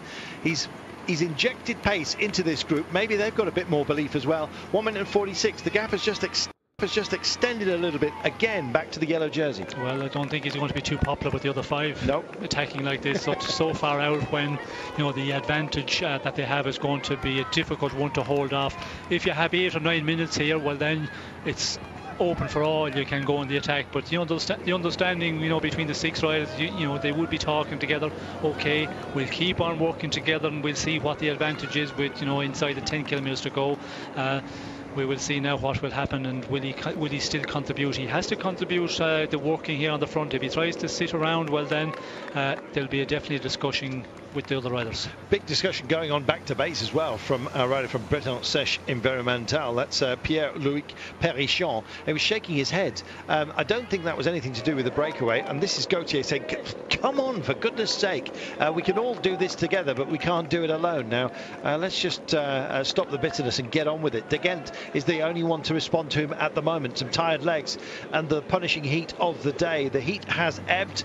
Has the demeanour of these guys. Suddenly a little electric shock rode through this breakaway at the behest of Nathan Haas, this 26-year-old Australian. He sped off, and in fact it put a bit of punch back in them, and right now they hold 1 minute and 42 over the peloton. If they can hold on to this 1 minute and 42, by the time we get under the 10k marker, it's that finely balanced at the moment. They've found some more pace, Sean. Maybe they believe, and maybe these guys are just getting a little bit disheartened. It's Tinkoff Saxo that are being requested or required to do so much work, and Daniel Tekla-Hamanot has come up for MTN Quebecer, former wearer of the polka dot jersey, that today is being nursed on behalf of Chris Froome by Joaquim Rodriguez, by the way, who was second in that competition.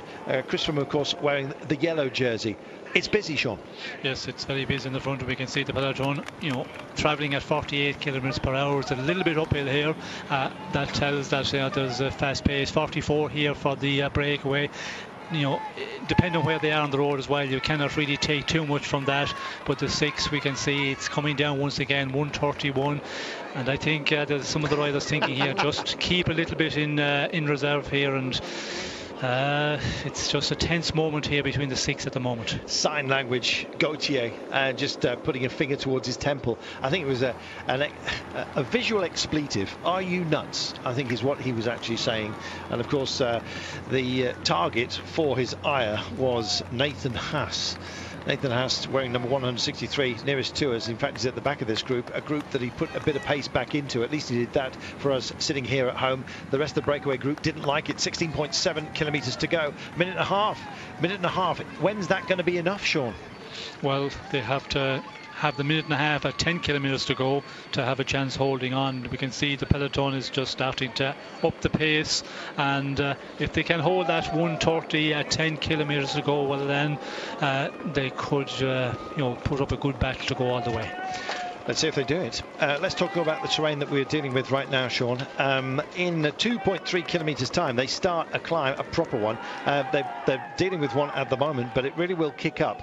It's a bit like going over the ridge of a bowler hat, and they come back down into Rodez. Now they've got to deal, if you like, with the upturned rim of said hat to the line today. And it's the last 600 metres where there's 500 metres of what will be sheer hell at the end of 198.5 kilometres today. Yes, it's going to be a real difficult finish here, and if the 6 riders happen to hold on and they have that 15-20 seconds coming into the final number of kilometres, you can lose that so quickly on the run in here.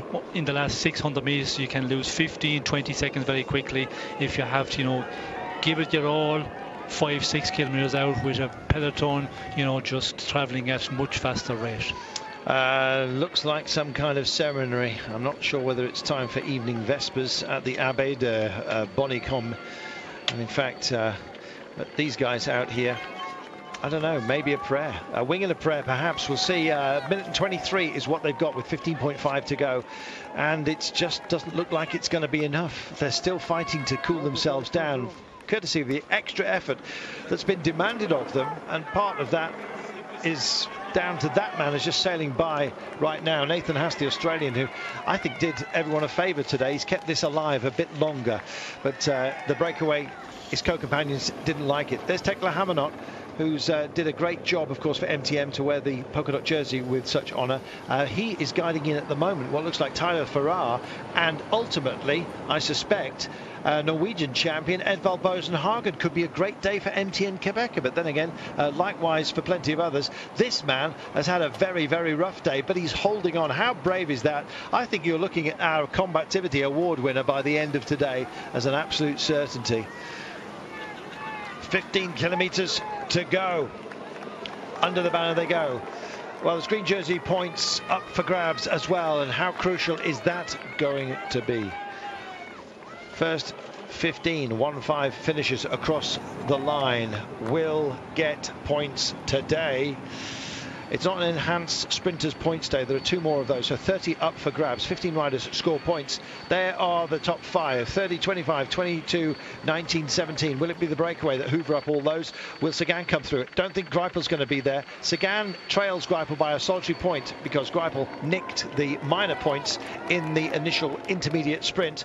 Sagan didn't like it, told him so, and in fact told his team to get up here because he quite fancies it today. Trouble is, so do plenty of others. Christoph of Team Katusha is in the mix, as you saw, just sailing by Tinkoff Saxo. It's busier, far busier at the front, and it's like cracking a whip hand over these guys. And one man who has really shown some scars today is Jean-Christophe Perrault for AG2 à la Mondiale. We wish him the best, and indeed hope that his medical injuries aren't as serious as I suspected they were on his elbow, but he's still racing on. What a Trojan he is.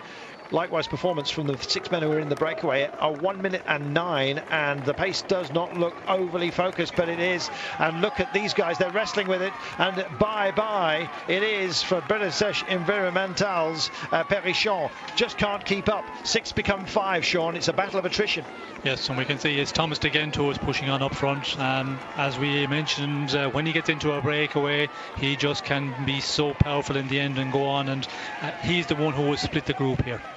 He is the one that's going to split the group, and I'm afraid that Geniez doesn't look like it's going to be a pleasant homecoming for him. He might relay back on in a moment. 14.1 kilometres to go, 1 minute and 8, and the attacks roll on, and it's that man again. Nathan Haas has decided he's going to go, and he's being joined here. Kelderman of Team Lotto Jumbo in the yellow goes with it as well, and there goes goes Gautier. I beg your pardon, it's Gautier that shoots off as well. He was the one that was exclaiming, if you like, to Haas, and in fact it's Haas that's been beaten up here. Yes, well, I think he's paying for his efforts a bit early because he did put in a big attack, and we can see Kelderman now with Gautier following. Thomas de Gent, he will get back in. He will just keep on working at his pace.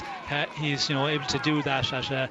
He hasn't that extra explosive effort, but just powerfully can power along for a long time. And in a breakaway, we could see that he was the one in the earlier part of this little bit of an incline who caused the problems for the breakaway. Cyril Gautier hoping to do it for Europcar, a team that will be without a principal sponsor at the end of the season unless they find one before then. There's the polka dot jersey on the back of Joaquim Rodriguez, who's been nursed home. I'm not surprised after his victory yesterday. He clearly left something on the mountain. I'm afraid it's not his kind of terrain today. It is about the punchers. Somebody's going to get beaten up. We'll find out who it is. Will Sagan be back in the green jersey? Certainly looks that way because Greipel, who leads the competition right now by 1 solitary point after the intermediate sprint, has been distanced. So the 6 become 3, and it's Kelderman here. It is Gautier, and it is ominously Thomas de Gent, who has got a significant victory, Grand Tour victory, of course, up the Stelvio in 2012 in the Giro d'Italia. So inclines aren't a problem for Thomas de Gent. Cyril Gautier and Wilco Kelderman out of that trio, if they were to come to the line and it was between those 3, who would be your choice, Sean? Well, Kelderman looks very comfortable there. He seems to be the one who was riding there on the front with Gautier on tow. Thomas de Gent just claws his way back as he can do so well. I think Gautier could be the better one, a more puncher, but again Kelderman looks a little bit too strong for the other 3 for me. There we go, just picks it up, and in fact he's eyeing them, and I think they realise that actually he's the man that they don't want to nurse home. It's a difficult conundrum, Sean, how much effort to put in, especially if there's a rider that you fear here. Yes, well, I think you have to keep on contributing. If one tries to get carried along, well then they'll just start getting unorganised, and that will allow some of the other riders to get back in once again. We can see Gautier, he is trying to just miss some turns on the front. Is it just thinking spare a little bit to finish, spare as much as I can? He is a good finisher for this sort of finish, but Kelderman looks impressive, but with 12.5 things can change. Drifts over. Kelderman, the 24-year-old, 4th on the Dauphiné last year. It was a great year for him. 7th in the Giro as well, we remind you, and he is here in the yellow and black. In the green is Cyril Gauthier, the 27-year-old Frenchman.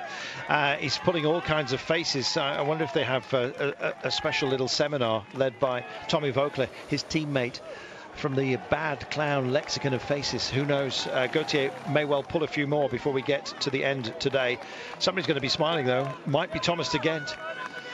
King of the Mountains in the Paris-Nice, the 28-year-old Belgian. He can play when the road is an incline. They've got one right now. They're going to come over the peak of this, then it's downhill into Rodez. It's quite a technical course, and I'm beginning to believe, Sean, it's a minute and 2. They've got minute and 3, just extending ever so slightly with 12.1 to go. It's a feisty trio, and I think that all of these three possibly have something left in the tank. Well, I think they're the strongest of the breakaway. Kelderman looks to be that little bit stronger. We can see Thomas again still riding, and the rest I think is going to be difficult for him. There is an advantage here as we see the peloton, you know, also coming into view. So I'm not sure if our time at the moment, 1 minute is the full minute is coming down, but advantage for the three out in front. We have a number of kilometres downhill before we tackle the final run up to the finish here in Rodez. Well, I'm just wondering whether Kelderman and de Gent have done a oimidach, and they're just going to form this partnership, and I'm afraid get the better of Cyril Gauthier. He looks to be the one that's struggling at the moment, but you never know how much Kidoli is going on here. It's hard to read it, but 58 seconds it is. It's because we're on this incline, Sean, the camera foreshortens the long road section. Once they peak it, there's this little squirrely helter-skelter into town, isn't there? Yes, so very fast run into town, and that will help, of course, the breakaway, because they'll need every little bit of help possible. It is coming down, and I'm afraid, you know, with 11 kilometres to go, under the minute at the moment, that is going to be a difficult one unless they can really pull well together out front. But we see Gauthier, he's starting to miss his turn on the front, and that's not going to help, because the other two, they're not going to commit it 100% with a rider on top. Geniez just backing into the peloton right now. This is Jean-Christophe Perrault, who we saw take a really nasty tumble on not this kind of surface. It was a much more grippy surface, and it's ripped his elbow to pieces, I'm afraid. He's riding on.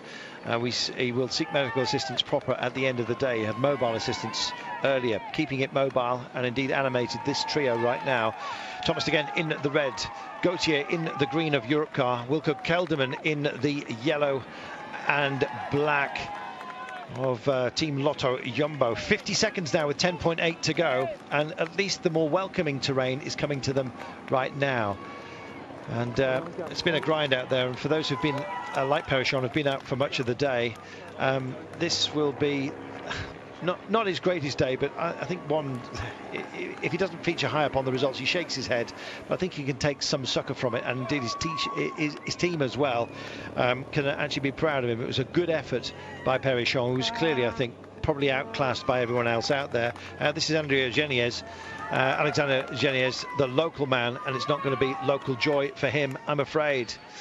Could it be a great day for any one of this trio? They've got the potential, they've got a chance, albeit a slim one right now. Will they be eaten up on the final climb of the day? That looks like it may well be on the menu, Sean.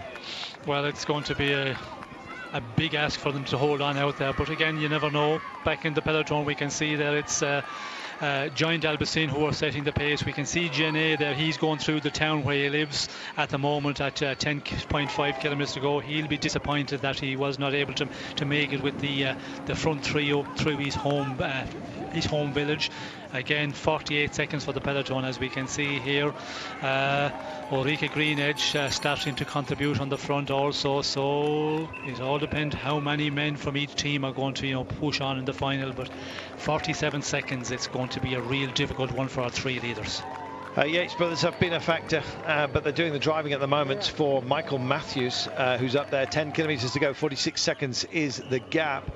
Team Sky, of course, working to keep Chris Froome in a good place. As you mentioned earlier, Sean, he often features quite high up when it comes to a quick stage finish, and with that punchy climb, don't be surprised if he's not there, Chris Froome. Well, I think if he's delivered to a position where he's very much on the front in the final couple of 100 metres, this run up, the run-in will also suit Christophe Froome, because he is that explosive type. 9 kilometres to go. Chris Froome, is he getting greedy? He certainly was for time when he won up to La Pierre Saint-Martin, lunging the bike, you may remember, on that uphill climb. Every second counts as far as Froome's concerned, and he wouldn't mind a few more, quite frankly, today if it's on offer. Yes. Meanwhile, there's Nathan Haas, who really animated or reanimated the breakaway. Unfortunately for him, he's about to be caught, and it's a pack that's being led at the moment by MTN Quebecer, just followed by Giant Alpecin. And there, of course, you can see Sky behind Orica Green Edge. And Sky working for Chris Froome, and that magical moment will come when we pass the 3Ks to go marker. There is Tommy Vogler. Not in a happy place, I'm afraid, is our Tommy at the moment. And I think it may well be the last season we see Tommy. We'll see whether somebody picks it up, or indeed he up, whether he does move into the media, where he's expected to find a home very easily. Good to see Vincenzo Nibali actually functioning very, very well. Had to work hard to get back on after a big split, and indeed a puncture for him. That's the pace we've had today. Matching it at the moment is the yellow jersey on the back of Chris Froome, and almost as an eternal, it seems. His team nestled around him. It's a great cushion and comfort to the man. No comfort for anybody when you see the green jersey on the back of Peter Sagan up towards the 4. Huge punchy rider. What position will it be for him? And indeed, what finishing number will be attached to these guys? 7.7 kilometres, that's when we're going to find out. Jean-Christophe Perrault just being distanced right now. I wonder if it's going to be a combativity award for him, Sean, and I wonder if it's going to be bye-bye tour at the end of the day. He looked beaten up. Certainly was beaten up. We could see there, you know, he hit the road very heavily, a lot of road rash on both elbows, down on his, I think it was his right hip. He's happy, I think, to get to this point with the peloton. Now he can just ride in at an easier pace, where he was in a real bad position at the crash with around 40 plus kilometres to go, 45 to go. He'll have to see what the damage is, but I don't think looking like there's anything broken, so that is always the first thing, the most important thing. I think he will continue, but we can see out in front here they're really pushing on. 6.8 to go, 33 seconds, and they're just on this flat section, and when they get to that 5 kilometres to go, it starts to go downhill, but the advantage I don't think is going to be enough for them to hold out there. 6.5 kilometres from home. They nearly accidentally, I think, got rid of Thomas de Gent. They've reassembled themselves. Once we get to the 5 kilometres to go marker, we go round a roundabout, and then we hit the helter-skelter. You know who's up here? It's Pippo Pozzato, being guided into into position, and indeed they have given the combativity award to Thomas de Gent as part of the breakaway.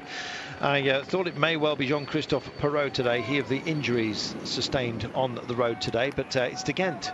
At least he'll get something out of today, but he'd like an awful lot more, Sean. Yes, well, I think they were all hoping to get a lot more, and you know, it looked like that it wasn't going to be possible at all. Then, of course, with the attack from Nathan Haas, and that's the discussion as well. If, you know, Nathan Haas had not attacked and just kept on riding, you know, they would have maybe another 10 or 15 seconds advantage, but the situation is as now, 30 seconds with just over 5 kilometres to go, and we can see, you know, a lot of movement here on the front of the peloton from a mixture of teams. And Mark Cavendish is in the fray. Likewise, plenty of others as well. The Austrian champion, Marco Haller, is here, working for Alexander Kristoff. And so, tasty assembly of sprint talent. Now, let's see what we can do when we get off the bottom of this descent. Now, the temptation here is just to enjoy the ride. It would be on closed roads, not normally so. And they're about to tip down and into town. At least they'll have that and be out of sight. 27 seconds is the gap that they've got. You can't quite see it at the moment, but the road is inclined down. It's a downward ramp. It gets to a very, very technical and proper descent, Sean, before they kick up. They're coming under the railway bridge in a few moments' time. Yes, we can see they're just starting to go down gradually, and it gets more of a better downhill for the three out in front. We can see here they're still working very well together. 25 seconds at the moment. They need this run in to get a little bit of recovery before the final kick up to the finish here. the downhill section will, you know, allow them to recover a little bit, but they have to keep on pushing close to 100% because with advantage 24 seconds at the moment. Well, it's some sprint elite along with punchers who are out at the front at the moment, and some of you will be very pleased to see that Mark Cavendish is amongst this grouping right now. It's a drive into town, Sky guiding Chris Froome in as well. Degent, Gauthier and Kelderman, here they are, and they are about to take on the remainder of this descent. They just come under this one here, the little road bridge. Christoph looks in a very good position. He's got Haller, the Austrian champion, to guide him in. Having a teammate at a moment such as this, you might think vital, but it's how you ride everybody else's train, I guess. The green jersey of Sagan is staying very, very close to Christoph. I suspect that is deliberate, Sean. Christoph looks lively today. Yes, well, I think Christoph, we can see there's some of the Katusha riders hovering around the front, and Christoph is there in that top 10-15 places. We can see MTN and Quebec are the ones who are securing the pace on the front of the peloton, and that is Stephen Cummings at the moment. He's, you know, pulling the peloton along at a very fast pace, still coming down 19 seconds as we go to the 3 kilometres. Well, would you believe that Radio Monte Carlo yesterday tipped actually Steve Cummings to take the day? Will he just squirrel off and do it himself? 19 seconds is the gap, 2.8 kilometres to go, and they're going to hit the base, and then it goes flat before we kick up just after the Flamme Rouge. 18 seconds, it's holding station. It's going to take a lot to get back because they've had this incline to deal with. Can they possibly make it? They've got to have their climbing heads on. We'll see if they do. Degent here in the red. This is Gauthier in the green of Europcar, and of course Wilco Kelderman as well for Team Lotto Jumbo. And it's starting to fracture. It's not so much a chase as a reach out for glory further back. It's still Christoph that holds position though right now. Just looking at Peter Sagan, he's also in a terrific position as we sail in and start to take on what is a gentler flat section, almost a false downhill, and then we will kick up at the 600 meters to go marker. These guys are going to hit it first, but will they survive? 13 seconds is all they've got with 1.8 to go, Sean. Yes, and we can see still Steve Cummins from MTM and Quebec on the front here, with Nicholas Roach just on his wheel, a little bit ahead of the main part of the peloton. We can see those gaps appearing, and they're going at a real fast rate as Bauke Mollema has a problem here. Not a time to have it at all, and the Tekla Hamanot and indeed Van Rensburg, the South African champion, have done their job today. Here's Peter Sagan looming large, and they're all starting to look for this. Edvald Boasson-Hagen suddenly joins the fun. The Norwegian champion is in the mix for glory here today. Christoph, Sagan, Boasson-Hagen, 3 great punchers' names that must ring loud in the ears of these guys if they're on race radio. 1.2 kilometres to go, Sean. And we can also see Michael Matthews there from Orica Green Edge in the top places on the front of the peloton. So he looks like he's a man who went through a very difficult time, looks to be going to challenge for this stage. Will these guys possibly have their chance? Well, they've got one, but it's an extremely slim one. They go under the Flamme Rouge, and not that far behind come the chasing pack as well. It's sinuous, it's strung out. There's Sagan biding his time. Degenkolb's also in the mix here. A big gulp of air going into the lungs of Christoph as he wants some attention. And indeed, Mark Cavendish is coming up right now as well to join the fun. This is a real race for glory, and here is where the grind begins. You've got to be able to climb. You've got to be able to take it off. And there goes Peter Sagan. He's using his elbows and his shoulders. Still the trio have at least some kind of hope, but I believe it's ebbing right now and may well just be dissolving as we hit this climb. It's a tough one, but Degent steps out of the saddle, back into it, and Kelderman goes. Is he bidding for glory? Gauthier gets on his tail as well. It's only 450, 500 metres of sheer pain and hell, and here come the pack right now, and they've got back in. They've got back in. It's not Genier. Surely has recovered at a moment such as this. And here comes it is Demar. Round him he goes, and there goes Peter Sagan as well. Big grind, lots of reserves being poured on right now. It is GVA. Can he give it? Can he make it? But when it hits the front, he's only guiding in, I think, Peter Sagan at the moment. It's not going to be second place again, surely, for Sagan. Here comes the line. It flattens off. It's all about the sprint. What have you got? It looks like it's going to be Van Avermaet. The line approaching. Can Sagan find something? He just gets in on the wheel. He starts to draft. He thinks about going for the Hornings. He thinks about going wide. He thinks about glory. He thinks about a stage win. Can he possibly make it? No, he's denied once again. Oh, disaster for Sagan. Glory for BMC. What a finish that was. What a finish indeed. Total drama.